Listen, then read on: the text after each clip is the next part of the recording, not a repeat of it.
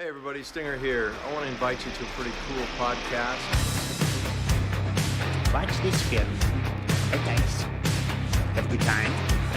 Very evil. You'll have that fan housing. Hey, this is Big Sexy Kevin Nash. Yes, it is I, Big Evil. More importantly, it is you. You might remember me from such YouTube greats as Being the Elite and Chris Daniels Almost Dies.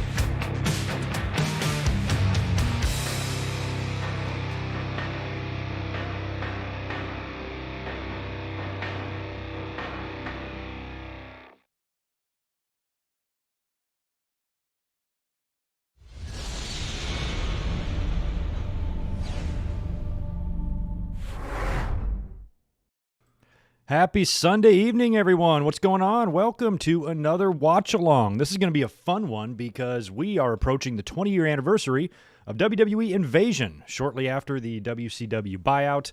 and the merger there and the talent that came in and how we all look back at this time period is pretty bad, and WWE massively dropped the ball. However, from what I remember of this show, it was pretty good. And at the time, you didn't realize they were dropping the ball like as they were dropping the ball. You know what I mean? It was more like in hindsight. And although we all wish we had more in the Invasion, there were a lot of things that were still exciting, still selling out houses.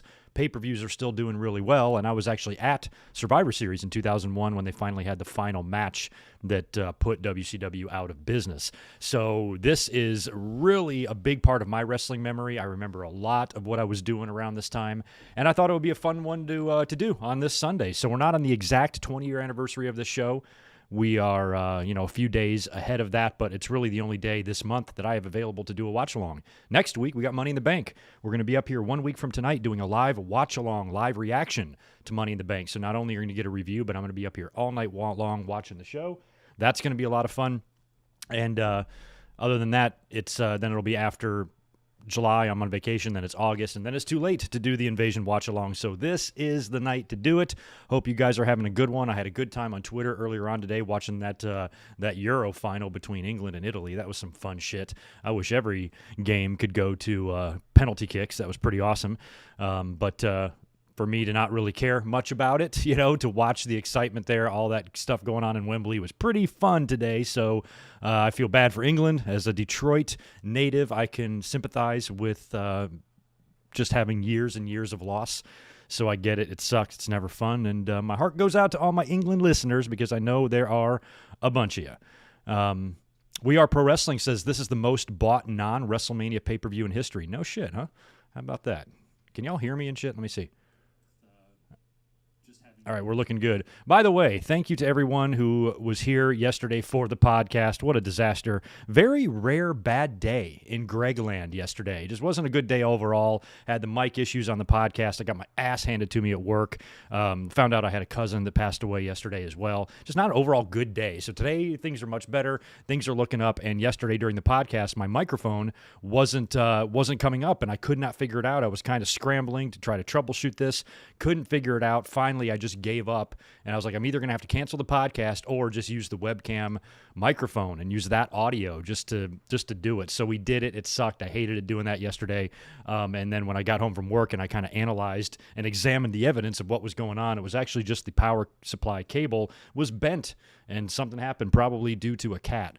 So I made the trip over to my local Best Buy, which is right down the road, and searched out a new one, and we are good to go. And then I bought 2 more backups. So if this ever happens again, or if ever yank it or a cat eats it, I'll be able to have a backup power supply to plug in, and that won't be an issue. But I am glad that I got it worked out for today, for today's watch along, because I am not going to be here tomorrow for the Raw review. Tomorrow's Raw is already in the can. It's the final Thunderdome. We've seen some decent advertised matches for it, but I'm not expecting anything too crazy tomorrow, and I'm going on vacation in a couple weeks, and I got a lot of stuff to kind of take care of. So I'm going to use tomorrow to do that. So no Raw review tomorrow, a very rare Monday off, but I'll be back midweek to talk NXT and AEW, and then we'll be back up on Saturday for the podcast and predictions for Money in the Bank, and then a week from tonight, Money in the Bank live reaction. So that is your week, and then the week after that, I'll let you know what's going on at the end of the month, because I'm going to be out of town for a week, and that's going to cause me to miss 2 more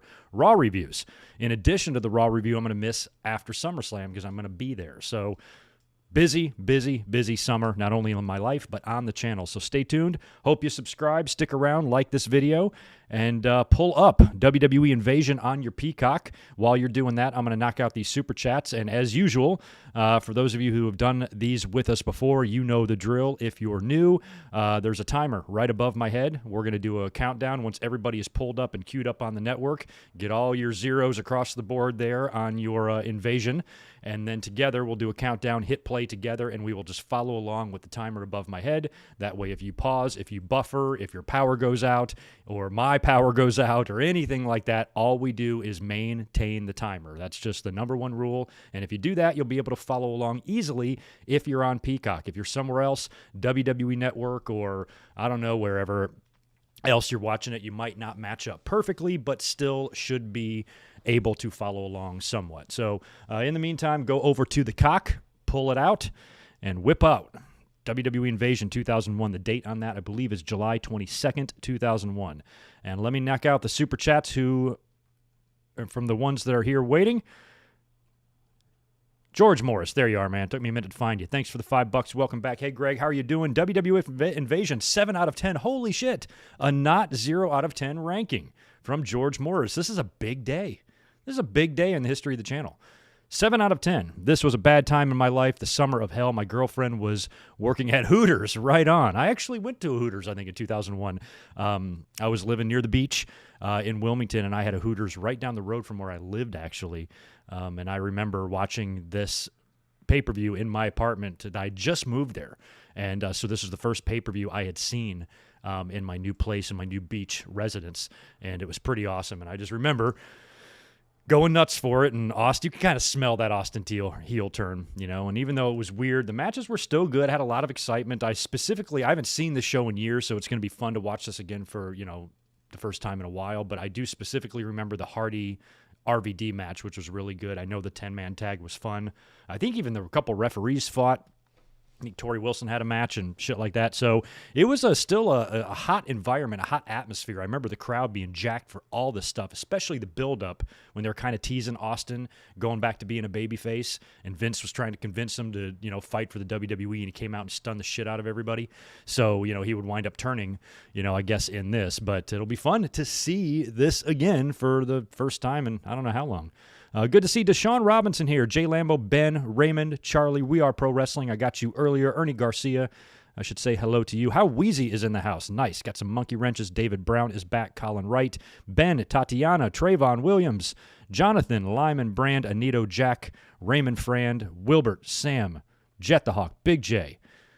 Who else? Mixed Partial Farts. Freddie. Wilbur Reed. Appreciate the $5 super chat with no comment. Thank you so much for your support. Let me see. Today is, I want to read this, another one from We Are Pro Wrestling. I did see this on Twitter today. I think Sean Waltman tweeted something about it, but today is the 27th anniversary of the Bret Hart 1-2-3 Kid match on Raw for the WWF title.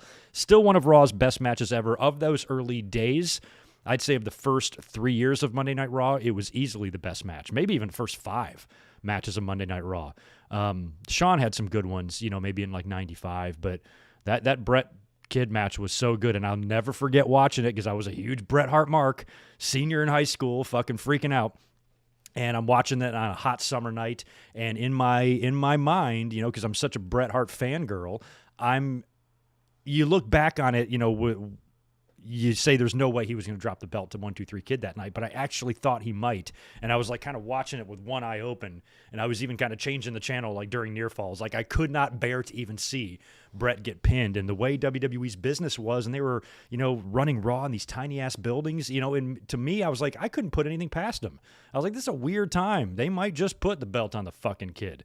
So I was very happy to see that Bret Hart retain that night. The only thing I could actually done without, some people liked this part of the match. I did not. I didn't like that Bret Hart wanted the match restarted. You know, I thought that was just a little bit too much goody two-shoes for me. And 1-2-3 Kid at that time was like that as well. He kept calling him in the promos leading up to the match. I remember him calling him Mr. Bret Hart.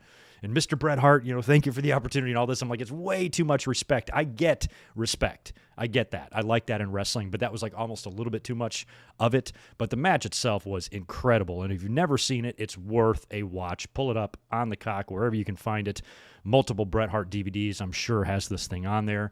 And it's a hell of a match from the summer of 94. Let me see who else. Martin Can, welcome back as well. Thanks for the 5. Hey, Greg, hope you're well, buddy. So glad you're doing this watch-along tonight. Need cheering up after England tonight. I'm so sorry for my, for all the listeners that we have over there in England. I know that was heartbreaking, and I watched the whole thing. You know, I'm not really that familiar with soccer or football, excuse me, in terms of, following along closely with it, but I kind of understand, this is the championship, and it's going to come down to penalty kicks now.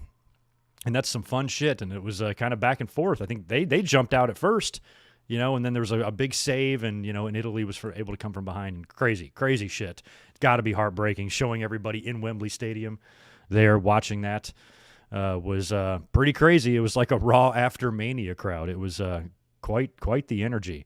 But that game and just that atmosphere and that crowd right there alone should tell you that that place deserves to have a WrestleMania. You know, if we can ever make it happen over there, it would probably be some of the best. It would probably be the best WrestleMania crowd in history if you were to put a fucking WrestleMania there. You know, because think about when they go to the O2 or they go to Manchester or something, and the crowd is always jacked a couple times a year for Raw or whatever. Stick a WrestleMania there? Holy shit. Could be some fun stuff, man. I'll tell you. All right, is that all the super chats so we can get going on the pay-per-view here? There we go. Yeah, I think we're good on those. All right, Ratnick is here too.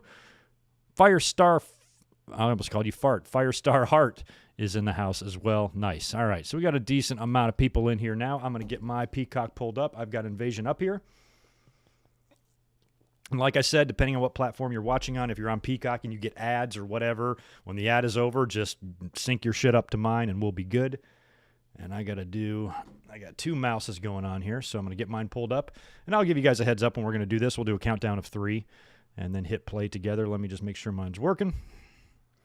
If you have any ads to watch, just go ahead and get those out of the way and get those 5 zeros across the board down there on the bottom right, or bottom left, excuse me.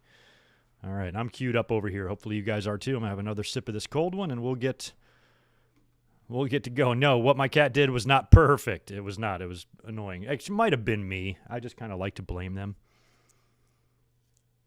because I'm kind of mad at myself. You guys see sometimes when I'm in a podcast and I'm getting all in I'm talking with my hands, I tend to bump this mic. So I think maybe I could have hit the cord a couple of times, and I got to perfect my setup here to where I'm a little bit more.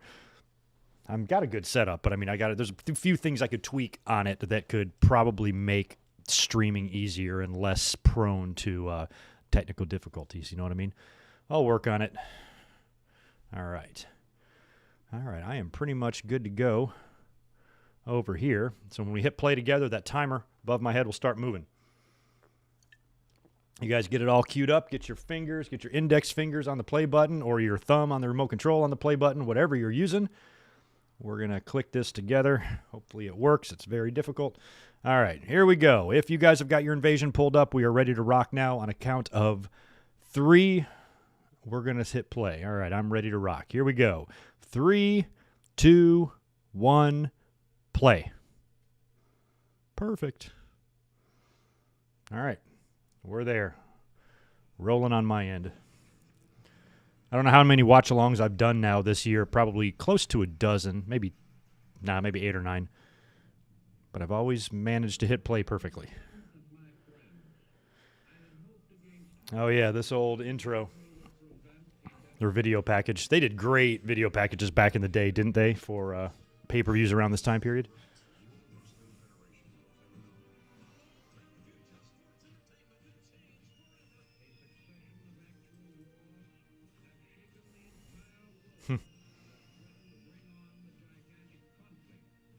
Imagine how good this would have been, if that first night, instead of Mike Awesome showing up, it was Ric Flair.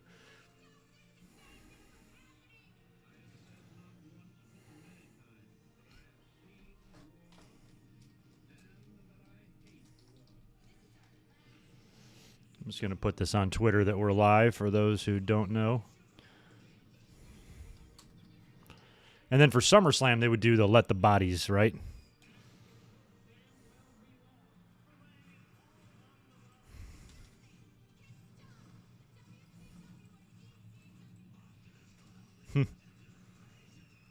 That night on Raw when they swerved us and WCW and ECW aligned, that was actually really well done. I feel like they kind of ruined it with adding all the McMahons to it, but the moment when they all kind of turned like that and Paul Heyman's losing his shit on commentary, that was good stuff, and that was well executed. Swerved the hell out of me. It's one of the most fun nights on Raw I can remember in terms of like the buzz afterwards and me calling the hotlines. I even ran my own little hotline at that time, and I was going nuts on that thing.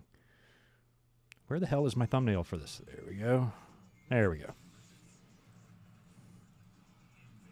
Invasion. I don't know if there was any music dubbing in that beginning. I didn't really pay attention.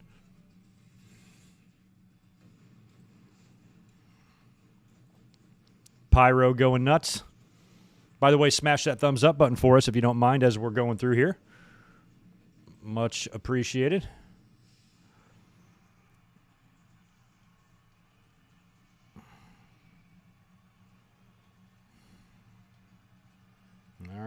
go. Oh, that's right. They were in Cleveland, weren't they? I didn't even realize that. Cleveland is where the buyout happened, the final night of Nitro. Or, I mean, at least that's where Raw was. That's fitting. Gund Arena, man, they have hosted some awesome shows. Truly awesome shows. Big moments. That's right. He goes, I'm Jim Ross alongside Michael Cole because Lawler was not there. Lance Storm and Mike Awesome got in the ring awfully quick.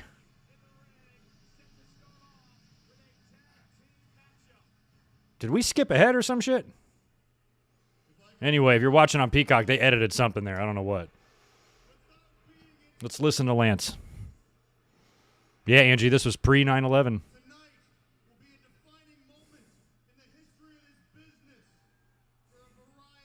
K-Dogs Kennel, what's up, dude? Appreciate the 5. Just want to send my sincerest thoughts, prayers, and love to your family. Regards, Cousin's passing. He was a hero. R.I.P. Jeff. Thank you so much for that.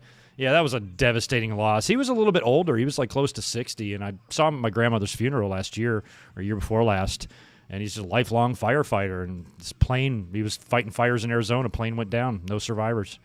Horrible. Not something you wanted to hear yesterday. Not even something you want to hear ever.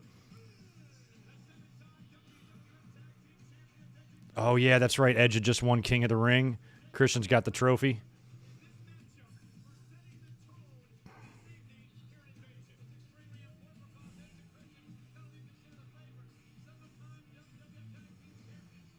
So they kind of treat this to where they like counted each match as a win or a loss for either side. Is that how they're going to kind of play it?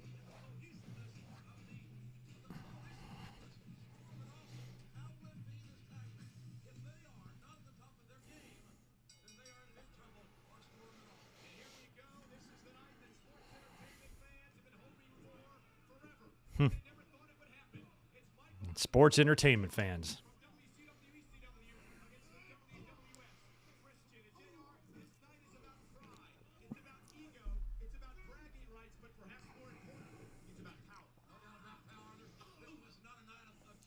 Boy, Awesome had quite the year, didn't he? I don't remember what year all that shit with when he debuted in WCW as ECW champion, then he went back and lost to Taz. There's a chance here. I'm not sure how the timeline matches up. He might have worked for all three within 1 year. Or close to a year, anyway. I think he jumped over in 2000. Well, after Taz debuted in WWE, he jumped to WCW as champion. Yeah, so it's probably about a year-ish. He worked for all three companies. That's insane.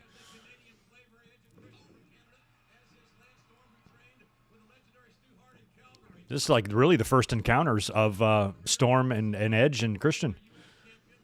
Christian and Storm would go on to be tag champs, right? I mean, a lot of these matches are kind of cool. I mean, Edge and Mike Awesome, I don't think there's ever been a situation where they've been in the ring together other than just this brief invasion period here. Oh, my God, Lance Storm with a bump. Whew.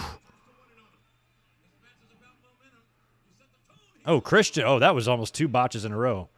He stomped. Did you guys see how Christian bounced off Edge? Yeah, Edge had trouble. Damn, that was close.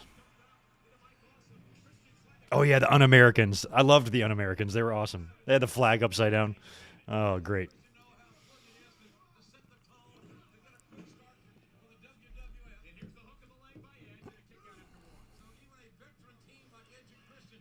Yeah, Ramon, I've said those very words many times in my podcasts over the years. Those are 3 key players that could have been interesting in the invasion. Jerry Lawler on commentary, Triple H, and Chris Benoit. Would have been curious if Chris Benoit would have been in the alliance or not. He might have. And Triple H, where would he be?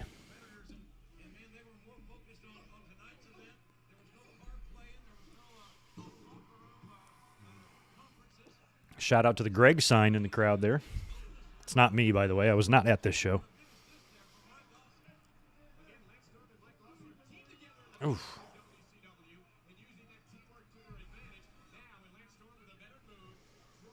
Colin, this was before on Americans because the Storm and Awesome had just gotten there from WCW.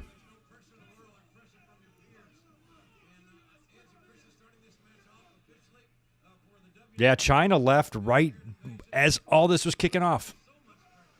What, maybe a month or two before this was when China was gone?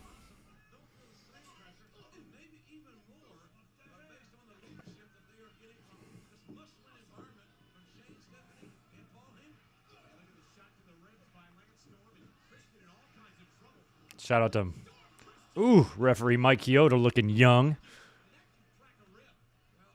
What it would be like to be in your 30s again. So awesome.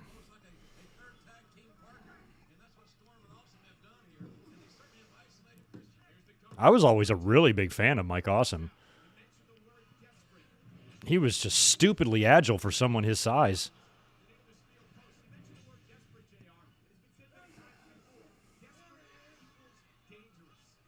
Like if he would have came into WWE instead of WCW, maybe left ECW on better terms, left there, was still a big monster or something, I think he could have been like a heck of an opponent for Undertaker, If Glenn Jacobs wasn't available to do Kane, I'd have Mike Awesome do Kane.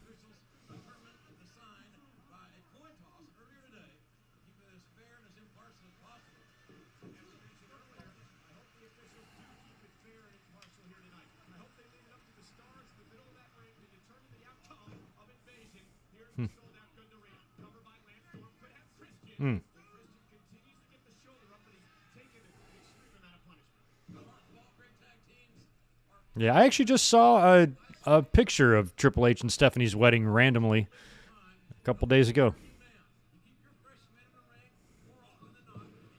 That was probably a fun night. I know all the locker room was there mostly. Yeah, Shawn Michaels wasn't here. Well, Shawn would have been if Shawn would have had his act together, but he was still out at that time. And then the night of the buyout, I believe they let him go because he was all fucked up. So Shawn was actually fired at this time. Doing shoot interviews. I actually have one. Just doing it in a hotel room, big wad of chewing tobacco in his mouth, just talking shit about everybody. Not in a good place. What if New Jack was there? You've never heard of Mike Awesome? He was Awesome Mike Awesome.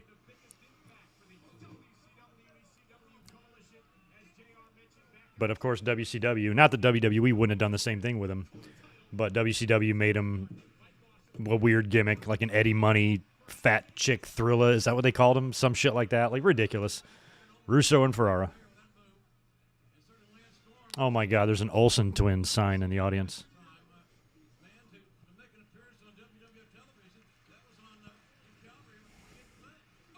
I wonder if that's trademarked. Could you do that in wrestling? What if you had two blonde women wrestlers and you just made both their names Olsen and you made them a tag team and you called them the Olsen twins or something? Why not? Might be funny. Bring Bob Saget in to be their manager. Oh, yeah, he was that 70s guy. Thank you. Yeah, that's right. Yeah, he's in that family with Horace and Hogan. You can believe it. This is why I liked him the most. He could do this crazy frog splash. That was my favorite. Then that move looked so good when he would do it in ECW, in an ECW ring. I was like, this guy's ridiculous. And then, then when he had his matches with Masato Tanaka and they melted each other's brains, I'm like, oh, yeah, this guy's nuts. Like, I just think the Vince machine behind him might have been a little more successful. I forget what year he died, but he died way young, too. Oh, they did? I didn't know that, Sam. Oh, my God.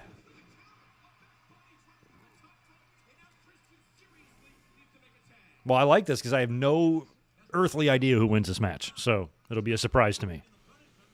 What I want to say is it was probably tied going into that 10-man, and then the Alliance got the victory. That's what I think happens, but I don't know who wins what match. I know who wins RVD and Hardy. Is this where the Chronic match is? This might have been the Chronic match. Oh, no, maybe that was something else. We'll find out. I don't remember. Taker might have been in that 10-man tag. Chronic might have been some other fucking show. Good God, backdrop on Lance. Storm was so good. I bet you he could still work. 07, thank you. Oh, Unforgiven. You might be right about that.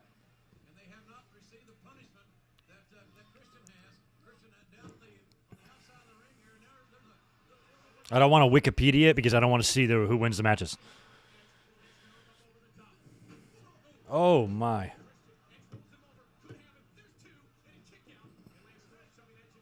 Tons of action. There's Christian. Push him over. Twist it. That's not going to be the finish. No. I was like, come on. That's Lance Storm.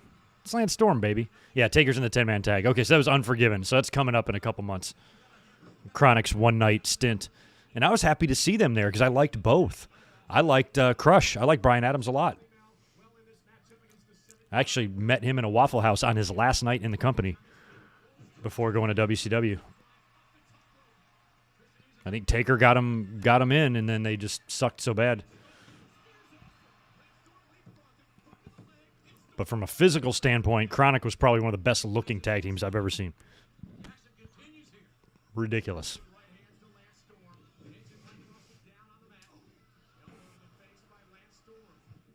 Oh, super kick to Edge. Damn, what a spill. These guys are not messing around. Oh. Edge kicks out. I miss Awesome's mullet.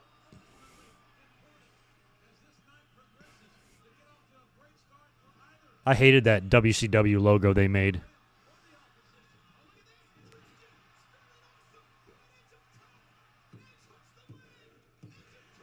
All right.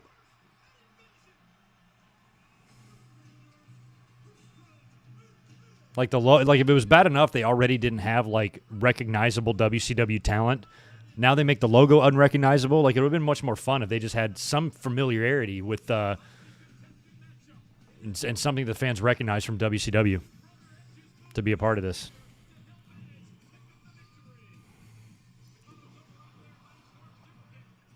And what happened there? Did Christian catch Awesome with a spear?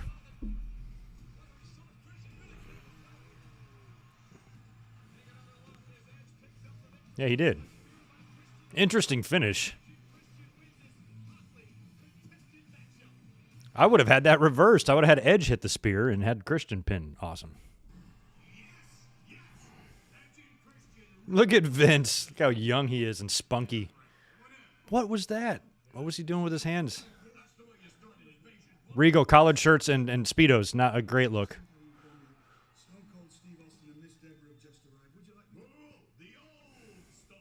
The old Stone Cold.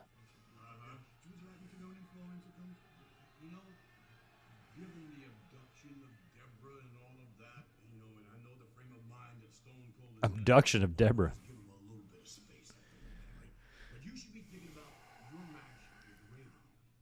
I cannot believe that punchy little toe rag would even dare challenge me. I mean, I'm the commissioner. What is he thinking?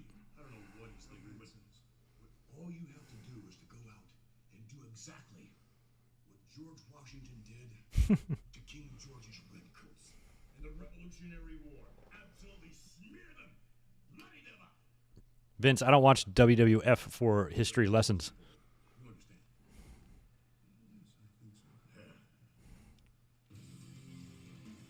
That would have been funny if Regal just said War Games just for fun, right in Vince's face. Oh, hell no. Referee Nick Patrick versus referee Earl Hebner. Oh, my God. This is hilarious. This made the pay-per-view? This wasn't on Raw? Or the free-for-all?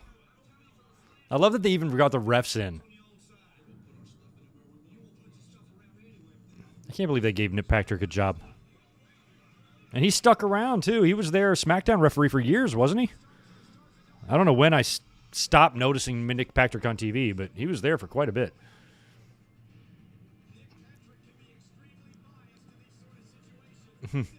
He's such a good heel. A piece of shit.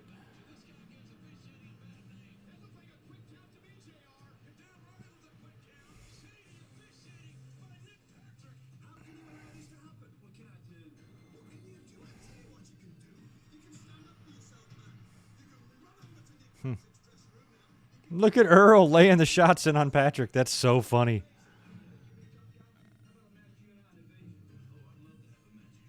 Earl Hebner versus Nick Patrick. I kind of forgot. Oh, Lord. They should have had a 10-man tag just with all these fuckers. Little Nate.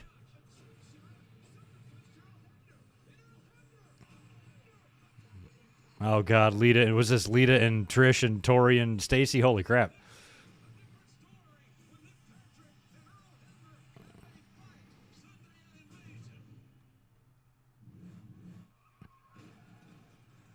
Oh, is Foley going to be out here for this? Is this planned? Foley looking good. Oh, he's got the ref shirt on. Oh, that's a...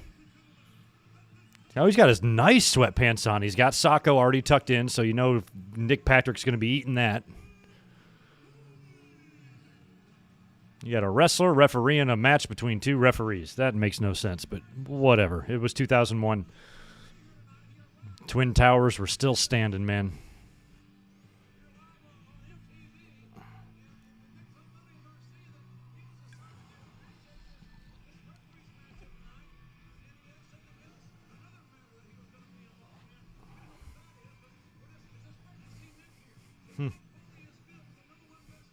Foley is good.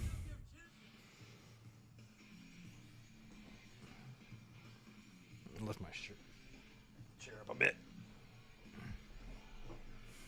There we go. Oh, this guy. Down just a little bit. There we go. Who's he got with him? He got Little Nate. Is that Brian Hebner? And what is the other one? It's not Mickey. Is it not Mickey J? It's not Randy Anderson. Oh, what's that other referee's name that's out there? It's on the tip of my tongue. Because they didn't bring in Pee Wee Anderson, or they might have brought in Mickey J. Yeah, they did bring in Mickey J. And Patrick and Lil Nate. And I forgot the other guy's name. We Are Pro Wrestling. What's that other referee's name? And when you say it, I'll be like, oh, yeah. Look at the pop. Okay, this is the fucking Mount Rushmore of refs. Earl Hebner. Timmy White. Who else? Jack Doan. We got Doan, White, and Kyoto. Or Doan, White, and Hebner. I can't see the rest of them. So had they acknowledged that Brian was his son yet? I can't see the other refs to see who else is out there. Oh, Corderas is out there. Nice. Chad Patton. And I can't tell who the other one is.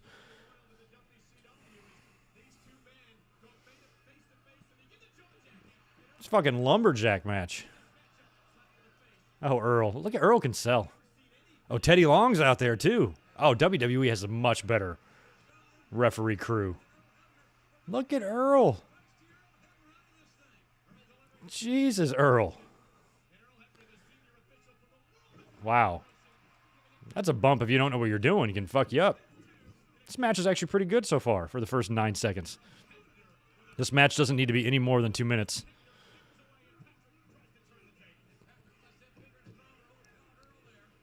Imagine if this shit was an hour time limit and it went the distance. Billy Silverman. You're right. That's who it is. Billy Silverman. I was like, David Penzer. I'm like, no, not David Penzer. He's the announcer. I'm like, what is his name? Billy Silverman. That's right. Does anybody know why? I'm surprised I should know this, but if you watch WCW shows back in the day, Raw Nitros or pay-per-views or whatever the fuck, after the finish of the match, in WWE, the referee would call the timekeepers area in the corner to call for the bell. But in WCW, they did this in the hard cam. And it was just weird. I'm like, is that where is the timekeeper back there? Like, I always just thought that was weird that they would always point to the camera to signal the finish instead of pointing to the timekeeper to signal for the bell. Like Brett did when he reffed Hogan and Sting. He pointed right down to the corner, but for some reason the referees always pointed to the hard cam. Very strange. Seems like a Kevin Dunn type of decision that they did in WCW. I always thought that was strange. God, these referees are into it. And the WWF crew, the Zebras far outnumber. Damn, Earl. I love that they wore their ref costumes. They should have Earl should have wore a singlet. Oh, my God. Was that Jack Doan that took out Brian Hebner? That was fucking hilarious. You just saw this little tiny blonde-haired fucker flying through. Yeah, get Brian Hebner out there and tell him to stop looking like Eminem. He's throwing everybody out.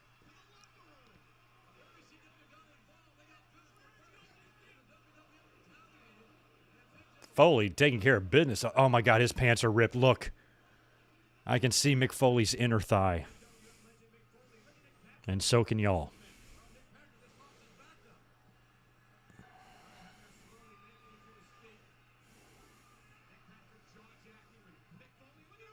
Earl, I don't know what that was. And he pinned him. It was like a half Thez press, half spear. And it put down Nick Patrick. Yeah, there's no way WWE was going to put over Nick Patrick. Fuck no. Of course Earl's got that.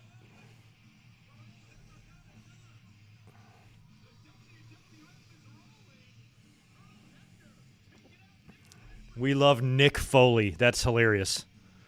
Nice sign, idiot. No, it says Nick Foley. They must be messing. Damn, Earl. Oh, okay, I was about to say, because we saw the sock in Foley's pants, so there's no way Mr. Socko ain't coming out. So this is where it's going to be. 2 straight wins for WWF. They're out to a big lead.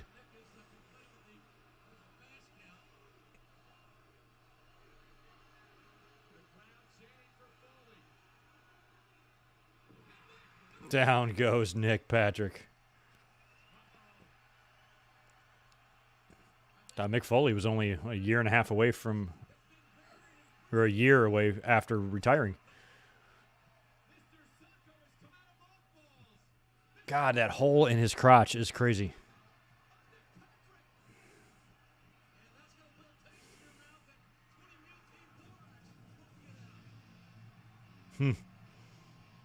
And Nick Patrick eats the sock. Right on.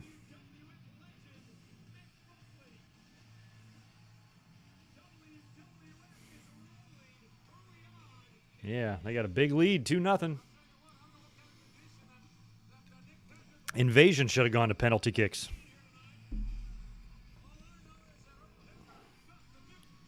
Sunny Man, what's going on? Oh, Tough Enough. Oh, this is the first season, isn't it? Chris Nowinski. They signed all these guys. That's Maven. Jackie is in that too. I think Josh Matthews got a job out of that. That first season, would they hire half of them? Probably over half of them.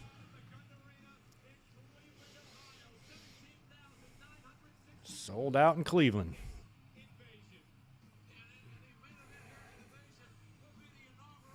Look at how dumb Michael Cole looks. Frosted tips. Oh, my God. Frost this, Michael Cole.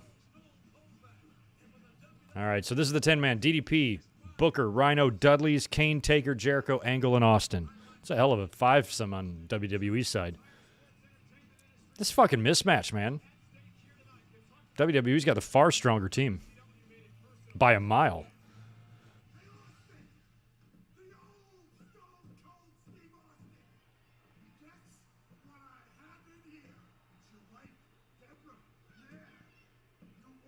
Damn. He put Deborah in a trunk.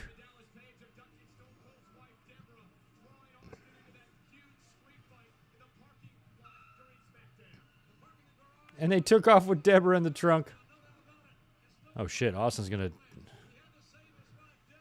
He had to save his wife, Deborah. Damn, I wonder where they wound up.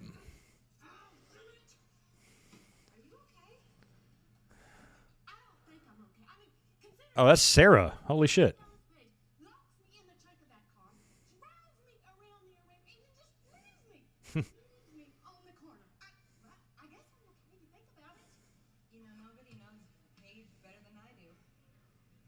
know something? Not only is he a pervert, he's psycho too. Dallas Page is a pervert and a psycho. Oh my gosh. I'd like to do that myself. But after Mark gets through with him tonight, there's going to be They should get together for lunch now and share some stories about their exes.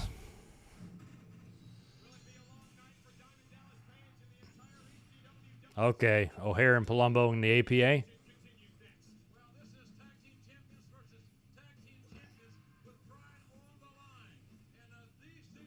Man, O'Hare and Palumbo, they don't go over here, do they?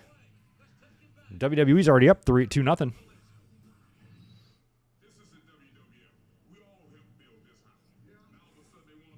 Look at Haku. That's awesome. He had just came in. They should have put Ming on the WCW side.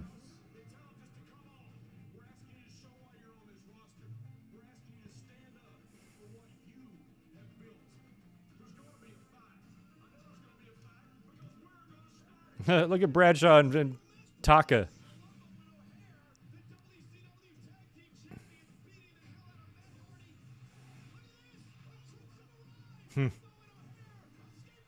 Oh, yeah, that's right. They had that Madison Square Garden. I mean, that was another big regret. Imagine if they had some of that big WCW talent when they were in the Garden. That would have been crazy.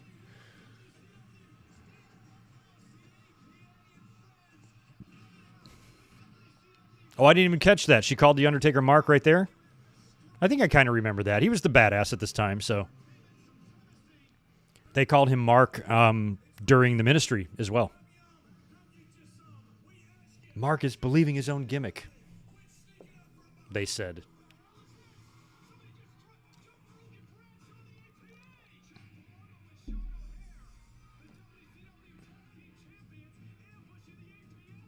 Oh, did that happen on the Diva thing? Barry, that undressed thing that I did? Was that where that beatdown was? Yeah, R-Truth is in there. I remember meeting R-Truth back in like 2002. He was awesome. Yeah, O'Hare had a look all right. I mean, they both did, but especially him. He had that just freaking nature physique. Kind of like me, you know.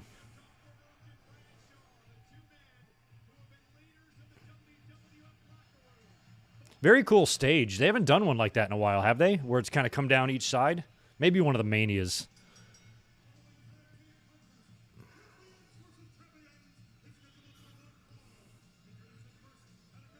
I wonder if that big Invasion sign is in the... they made that whole sign for one pay-per-view.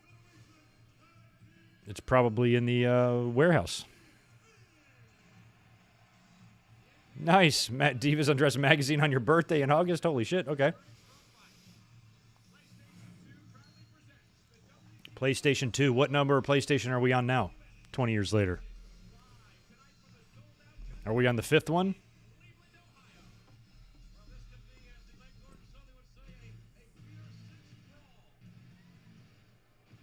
They had this all the WCW guys had like boring music and stuff.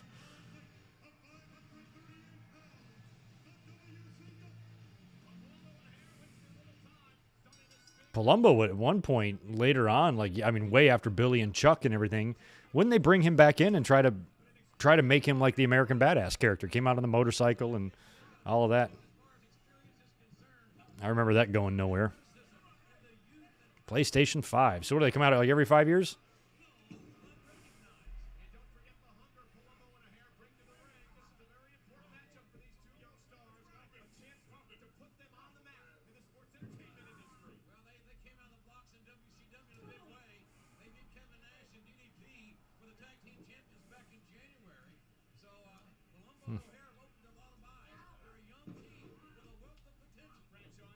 That's cool. JR's mentioning the tag team title switch from WCW back in January. That's cool. At least they're trying, you know. Tino Tika, I agree. Billy Kidman's music was good. Some of the established stars was okay. You know, Booker's was good. We were familiar with Booker and Steiner and DDP even, although they did change it in WWE.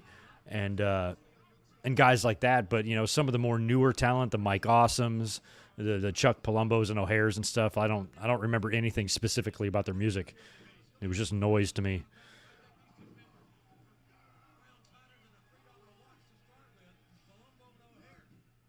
Another guy I never saw again was somebody that was a big part of WCW at the end, that Mike Sanders.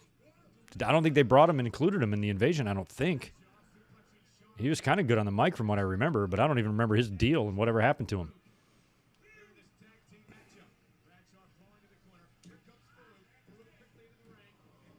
Nice. Raleigh ready for Raw in Raleigh in September, Killicam. I'm pretty sure I was at the very first Raw at the whatever they're calling the arena now in Raleigh, because it's not that old.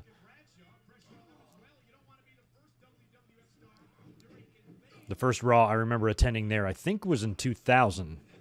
Might have been 99, but the building was like brand spanking new.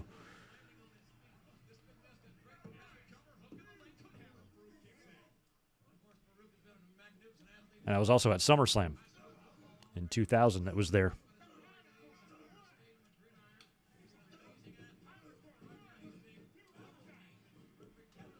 Jesus.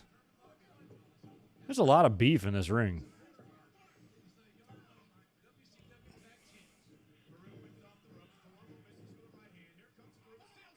I mean, Ron Simmons is another guy that they could have, in theory, moved over to the Invasion if they wanted to.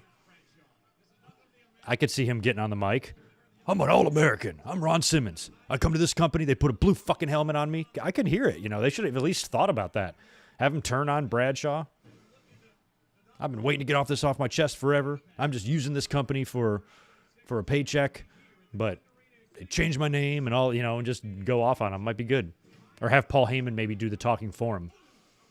Maybe Ron Simmons turns, doesn't say anything, and then Paul Heyman is the one that gets on the mic. This man is one of the best athletes in the world, and they stuck a blue fucking helmet on him and dressed him up like an idiot.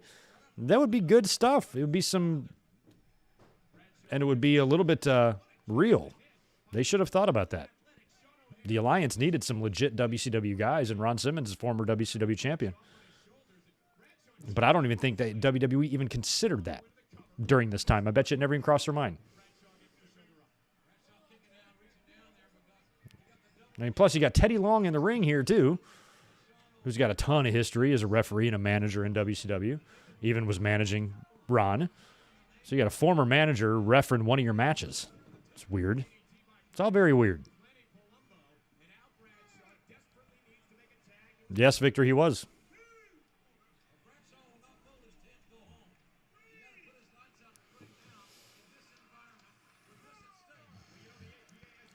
Thank you, PNC Center. RBC Center, that's what I'm trying. Yeah, RBC Centura Bank, I remember it was when it was. Now it's PNC.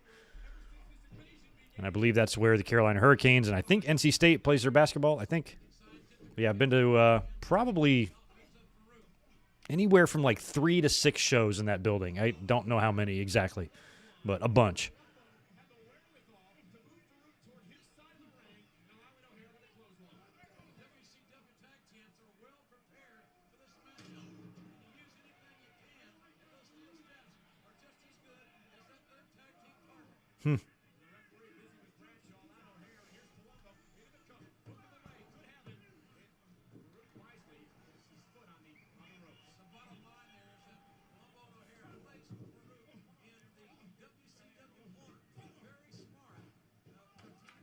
Oh, shit, I wasn't aware of that, Melissa Solers. Invasion on Peacock, but you have to have premium to watch it? Really? I wasn't aware of that.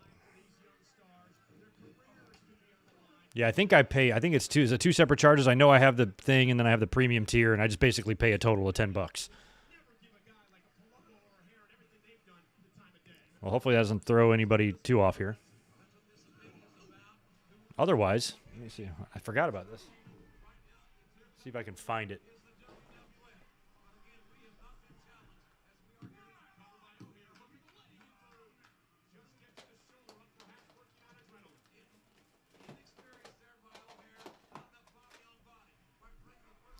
Check this out. We've got Invasion VHS sealed.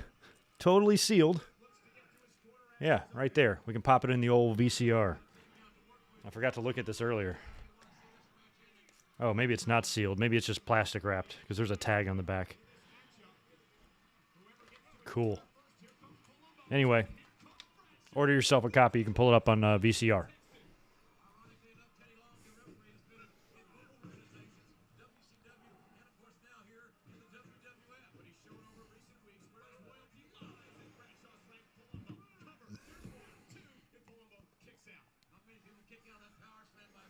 Okay, thanks for that transferring heat. Yeah, so you probably just have to put up with a few ads, I suppose. That was a really good super kick right to Bradshaw's face. Jesus.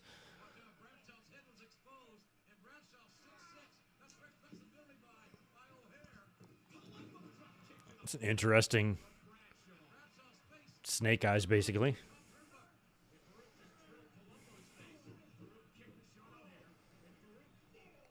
Oh. There's a glance. Oh, he's going to eat this clothesline from hell. That's it. Damn, WCW is going to have to do a big bounce back here. You know you're going to have RVD win.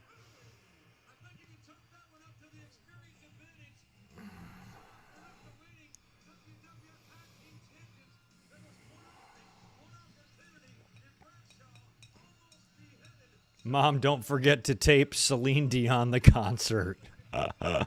These signs. I want signs to come back. I think phones should be banned from wrestling events. Only signs. Your sign was your Twitter, you know, when you went to a wrestling show.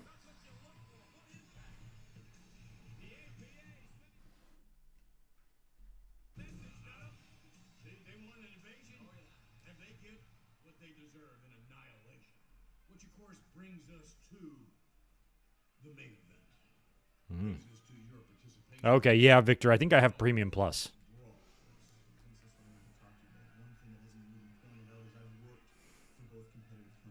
I've been in WCW and I've been in ECW. And a little bit of the difference is in WCW, they never had a leader.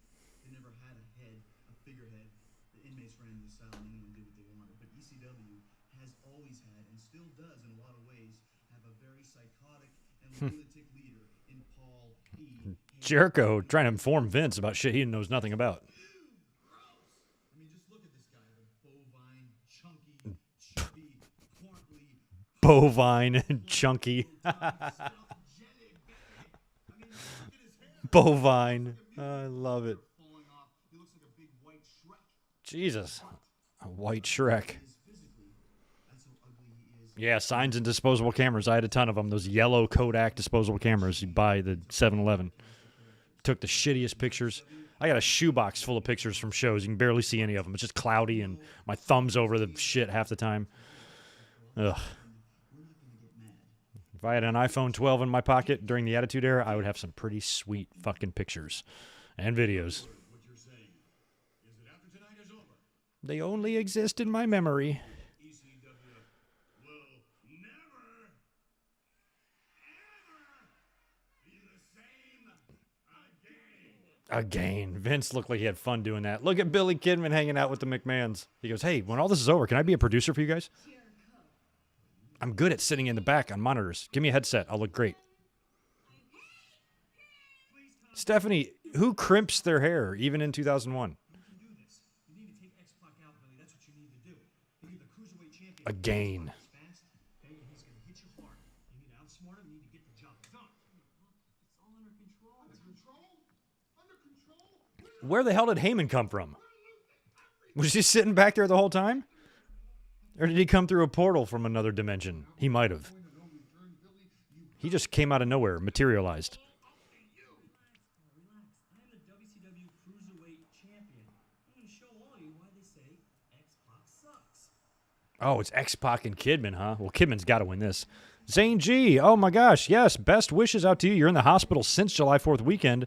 Much appreciated. A bit of a cold. I'm getting better by day. That's good. Well, yeah, please get better, man. Sorry to hear that. Get your ass out of the hospital, man. We're all here for you. Oh, God, Uncle Cracker. Sorry to hear that, man. Oh, really, Angie? That's awesome. They can work. I got a pretty good. I got a really good picture of Owen Hart about 2 months before he died that I took on a disposable camera that looks kind of like just cool or whatever. It's my favorite picture I've ever taken with a disposable. But yeah, they can produce results, but the success rate's not good. Yeah, I think Billy Kidman and Tori were together at this time. I think they were together in WCW. It's a pretty cool match here, though, Billy Kidman and X-Pac. They're kind of each company's version of each other, you know? Because Billy Kidman, before he kind of got into his like look here of the wife beater and the shorts, he was more of a white meat 1, 2, 3 kid type babyface, just like X-Pac was. So this is a cool match, actually. I don't know how many times these guys have faced, but this should be good, you would think. Yeah, it's cruiserweight and light heavyweight, right?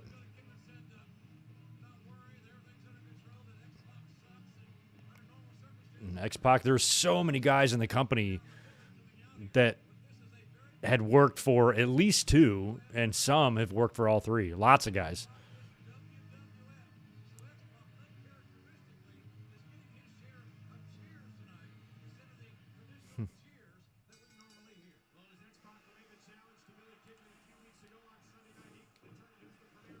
Wow, this is cool. Billy Kidman and X-Pac. Both very close to their prime. Maybe not totally. A year or so earlier might have been better. Oh, my God. The X Factor theme was terrible. I'm sure Brian did put it on his list of shit, because it was shit.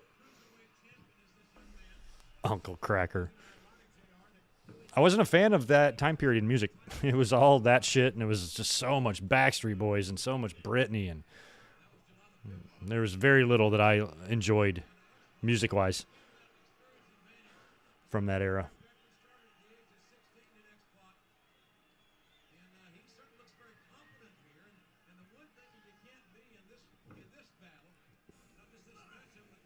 What's up, Mike Witt? We are about, how long are we in? We're about 45 minutes in. We've missed 3 matches so far. This is match number 4. Christian and Edge beat Storm and Awesome. Earl beat Nick Patrick. And we had APA beating Palumbo and O'Hare. Now it's Kidman and X-Pac, and what I find just to be a fascinating match. It's probably bigger in my head that they're making it on pay-per-view, but I'm like, this is cool.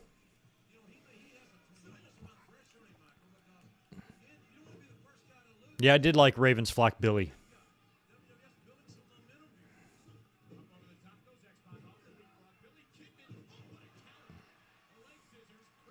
And I'm trying to think. They would have been in WCW together, yes. Kidman and X-Pac. X-Pac was there in like 96. He was there for about a year and a half, 2 years. Probably about a year and a half. And what Kidman was doing at that time, I don't recall, but I think they were there. X-Pac could have joined the Alliance. He was only a part of WCW. Actually, I could see X-Pac staying where he was because he left with so much heat. He kind of got let go, and it was bitter, and he cut that shoot on them. He's probably one guy that I would have kept in WWE, where Ron Simmons, I think, made more sense to jump.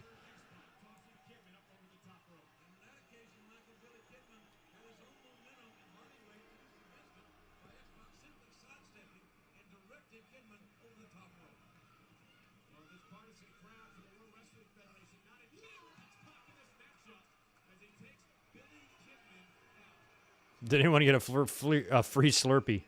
Is that what they're offering here?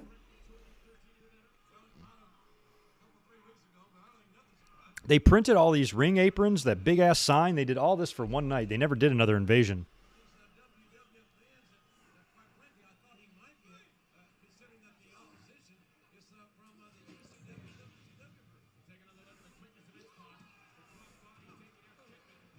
I thought Kidman was bleeding on his back, but I think that's some confetti or some shit.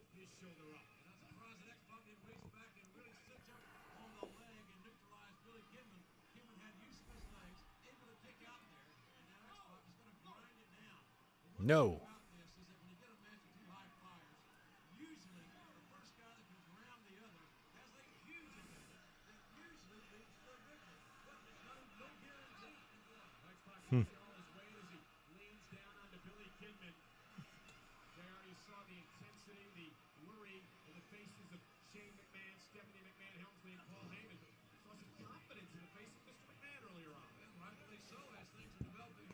Yeah, Samuel, I just mentioned that a little while ago. I think the stage is really cool. I like the ramp, the way it kind of comes down two separate sides with a hole in the middle. Very cool. One of the better ones they've done. And they only did it for one show, and that was it. Yeah, Mike, we talked about that earlier, too, if the big-name guys from WCW would have been a part of this and been a part of this particular show. Because that 10-man tag could be so much better. You know, you could keep everybody you have on the WWE side, but on WCW side, it could be Flair, Sting, Goldberg, Nash, Hogan, Hall, or something like that, you know. That's probably, or maybe DDP, just maybe all the big single stars. Maybe you keep the NWO out of it and just put Flair, Goldberg, Sting, DDP, and maybe one other. Who other than Hogan, Hall, and Nash, and those four names would it be? Maybe Steiner. Booker. Keep Booker over there. What a match. Holy shit, that would be great. Oh.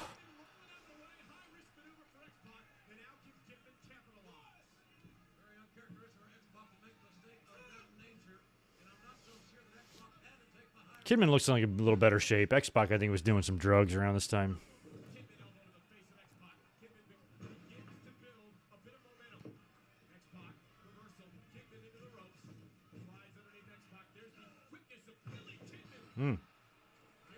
Spaz is here. What's up as we get a near fall? Thanks, dude. Welcome back, and thanks for the $10. Cheap plug. Come to see me.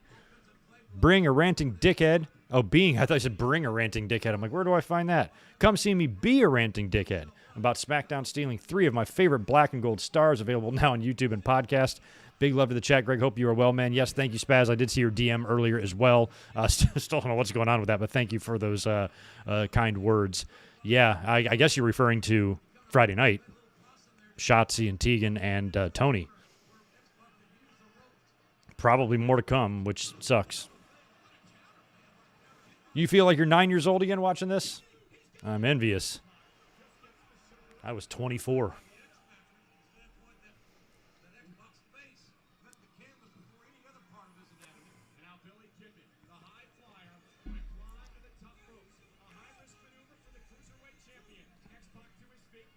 Oh, X Factor.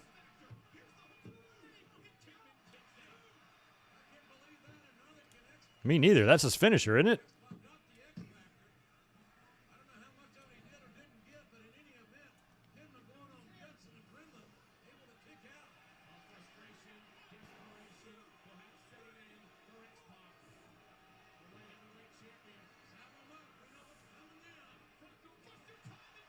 Oh.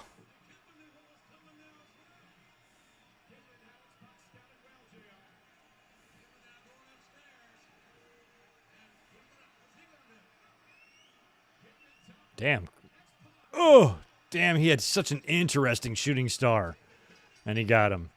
Kidman's shooting star was interesting because he got no elevation. He kind of like dove straight off the rope and he just had enough time to kind of flip over. Where now you see guys can do standing shooting stars.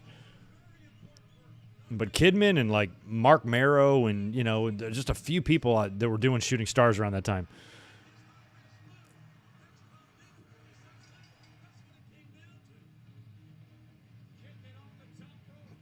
Hit it perfectly.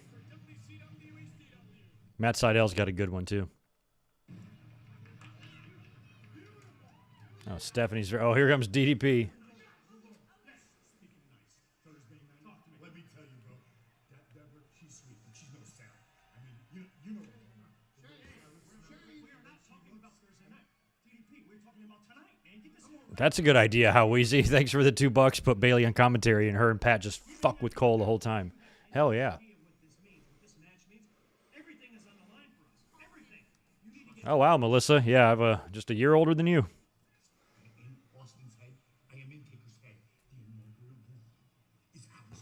Oh, yeah, I suppose. Yeah, Brock was, I guess, was doing his. Not totally on the regular, though. You ready, Tori? Stacy and Tori. It's just too bad the audience is going to have to settle to see Trish Stratus and her Raw tonight.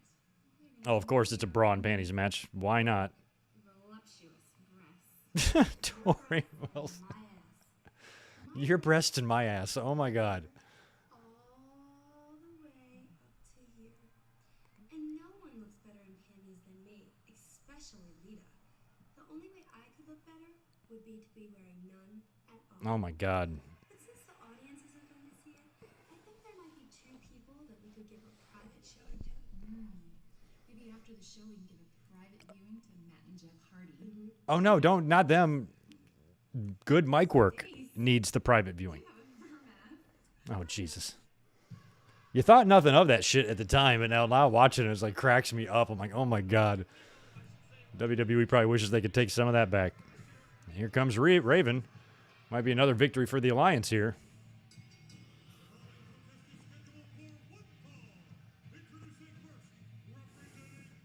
A lot of Raven's magic was gone, too, by this point.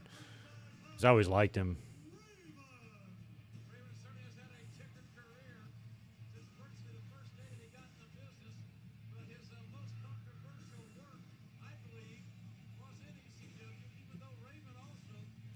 The Jello matches, yeah. Oh, what? The girls have got a... oh, there's some weird edit happening here. Something weird happened there. I have no idea who the referee is for that. Should be interesting. Oh, Lawler, probably. Not Lawler, he's not here. I love this little fancy pants music that he had back then. Cracked me up.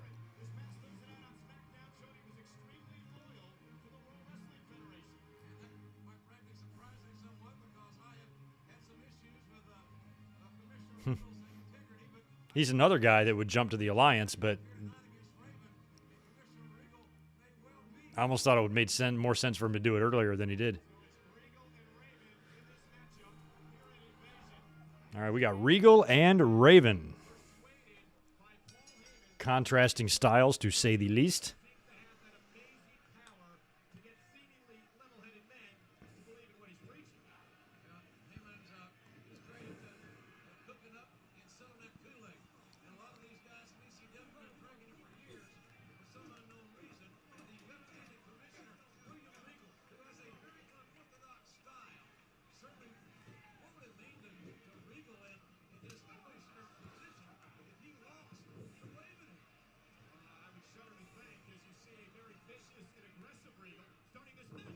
Yeah, Regal was still in excellent shape around this time. Had multiple runs with the IC title.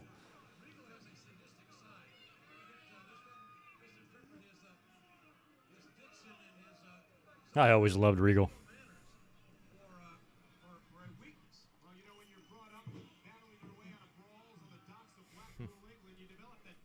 Time thieves, I know. Damn, you would have been 19, Spat. Damn, you're an old bat too, ain't you?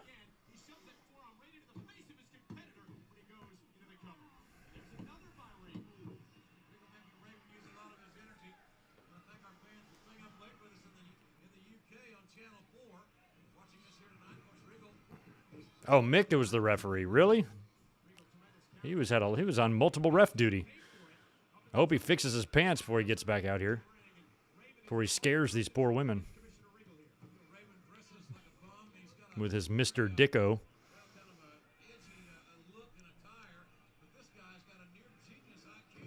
Oof.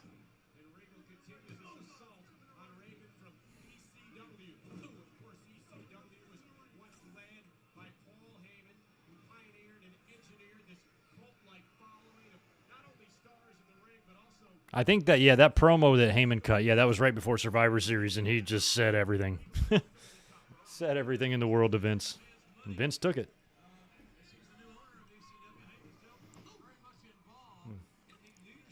While these guys are battling, I'm going to go to my little mini fridge and grab another frosty beverage.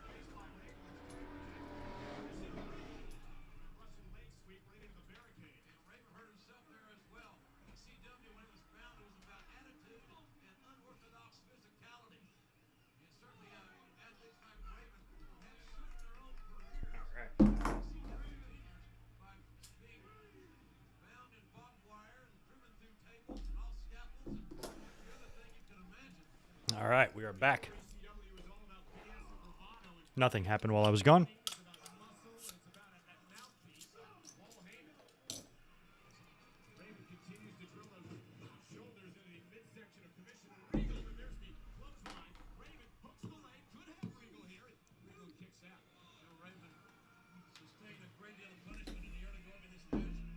Yeah, Ravens turned the tables now.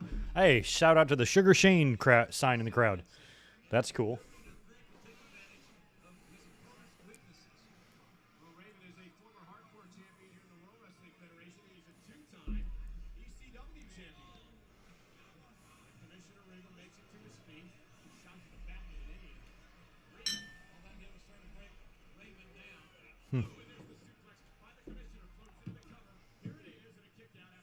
Feel like Raven's going to get the win here too, right? I don't know what matches are left other than RVD and Jeff and the big one, but there's nearly 2 hours left, so there's got to be a lot of matches on this card. And the girls have got to do their bra and panty thing.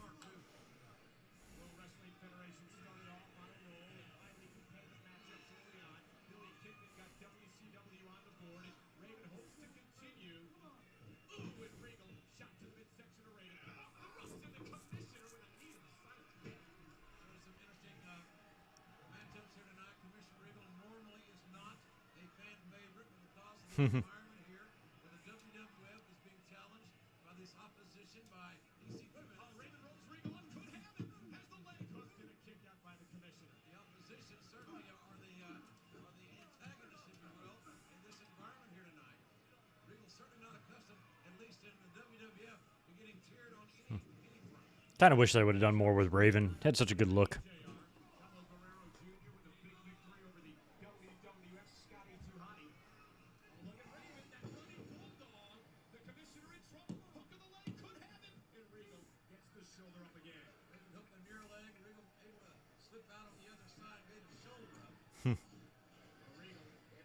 Thanks for that, Spaz. Thanks for the $2. That was a Jewish man make tea. He brews it.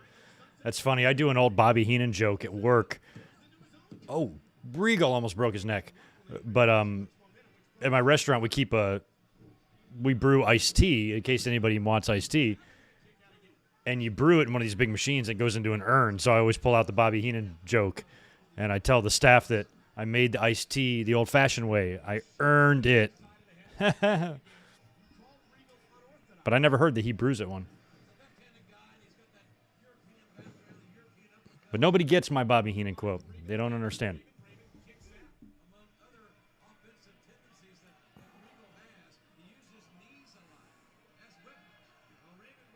Oh, nice Northern Lights. Oh, no, he didn't keep it in the pin. I could do a watch-along of No Holds Barred, but it might be hard. I can't do much commentating on a movie because there's so much dialogue. You got to listen to it, where, here you can kind of talk through it. So if I did a watch-along, I'd be awfully silent through the whole thing. That movie was terrible. I saw it in the movie theater. Oh, here comes Taz. Oh, he's going to choke out.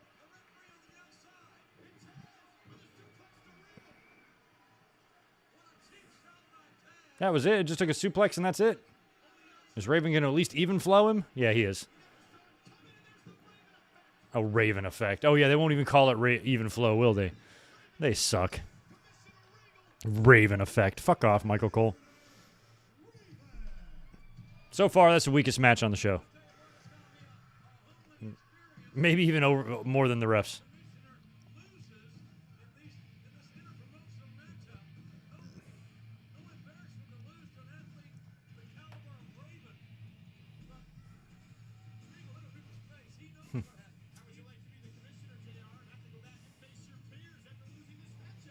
Dookie. Yeah, I'd be talking during the Dookie part. Look at Kane. Yeah, you're doing that right. That looks good. Keep punching. We've lost 2 in a row. We can't afford to lose another one.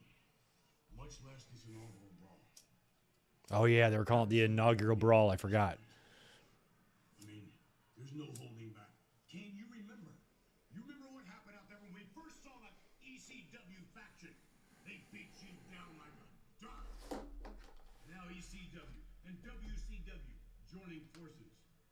Undertaker, you know what you have to do, but you gotta function as Even Flow is your favorite Pearl Jam song.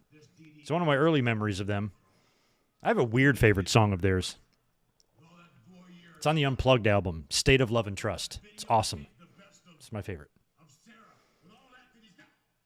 Oh.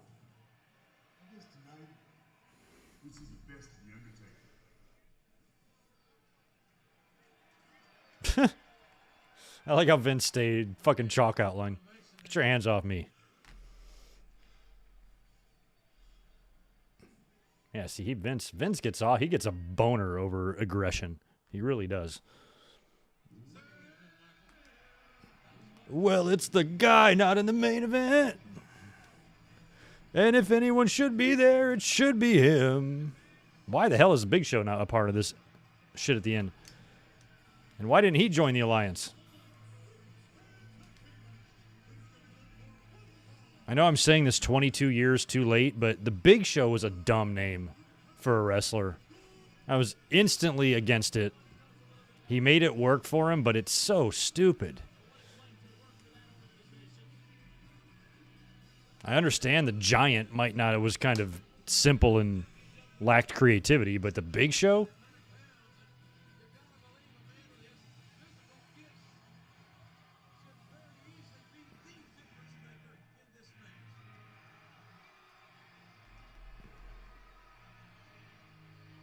Okay, thank you for that, Brian. They moved the Nash Broken Skull Sessions to next Sunday. Motherfuckers, man. Oh, they're a team? Billy Gunn and Big Show? Billy Gunn looking out of shape as always. His shirt doesn't go all the way down. I can't believe they pulled it again. I was looking forward to watching that. They were tweeting about it like day before, just like they were the Luger Icons doc that they pulled last minute. Why do they keep doing this? They only want this shit to come after pay-per-views or something. So Nash is going to be out next week after Money in the Bank, but I don't know about the Luger one. Oh my God, Albert is the Intercontinental Champion, and he's got that Uncle Kracker song too. It's not right. What kind of match is this? Is this a 6-man?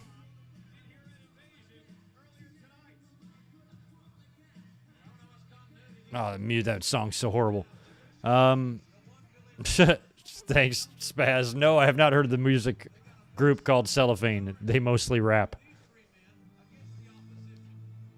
Did you hear the guy that took all his clothes off, wrapped himself in saran wrap, and went to the psychiatrist, and he said, "I can clearly see your nuts"?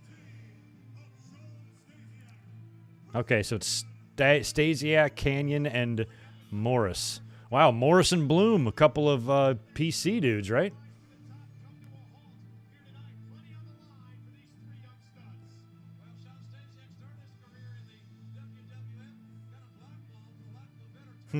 Stasiak.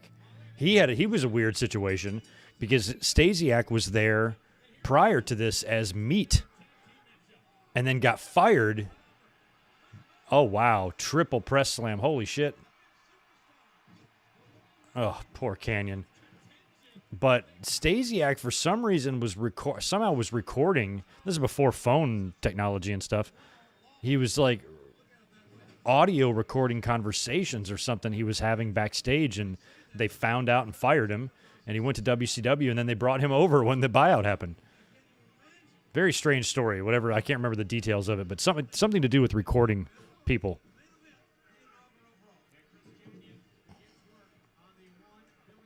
Spaz Mr. Joke Man with the dad jokes tonight. With a $5 joke of Hollywood Cow Hogan says, "Let me tell you something, brother." I could imagine a Cow Hogan with a beard and everything. I think Luger should be in the Hall of Fame. I don't think it's that unpopular of an opinion. I think he deserves to be in there. He had a career. He was world champion. I mean, how many guys, if you have a clean win over Hogan, that should be an automatic bid, if you ask me.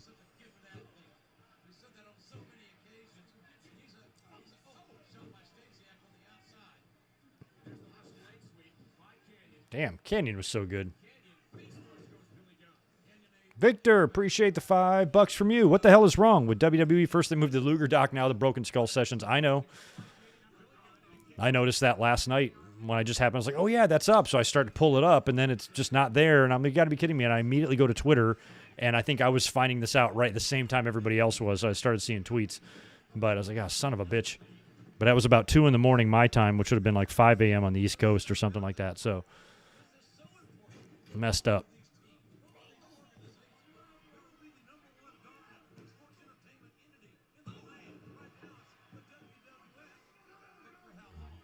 Sean Stasiak's dad was WWE champion for a half an hour. Lost to Bruno back in the day.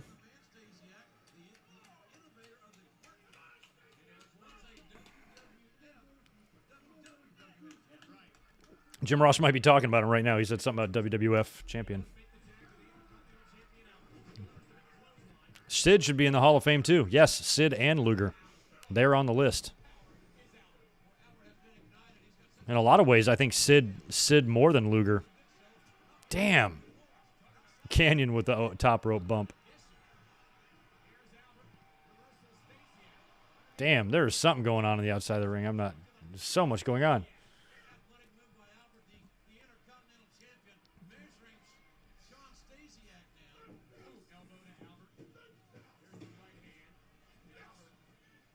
Oh, I forgot he was the Mecca.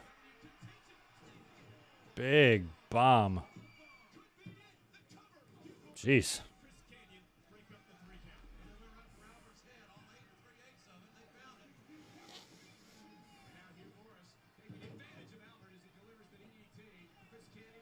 Charles Robinson fan club. Why they got to take Charles Robinson's robe, man, on the Treasure Show? I can't believe they did that to him.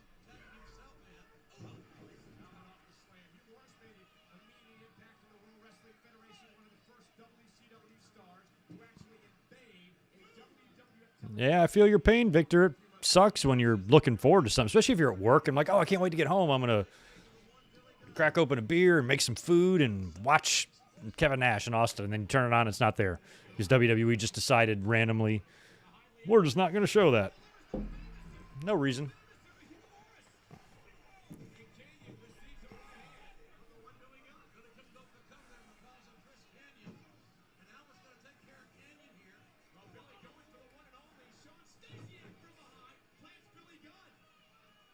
What the hell is going on? And that's it. You got the pin over gun. Sloppy ass finish.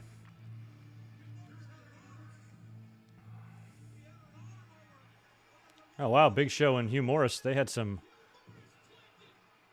to know each other from WCW.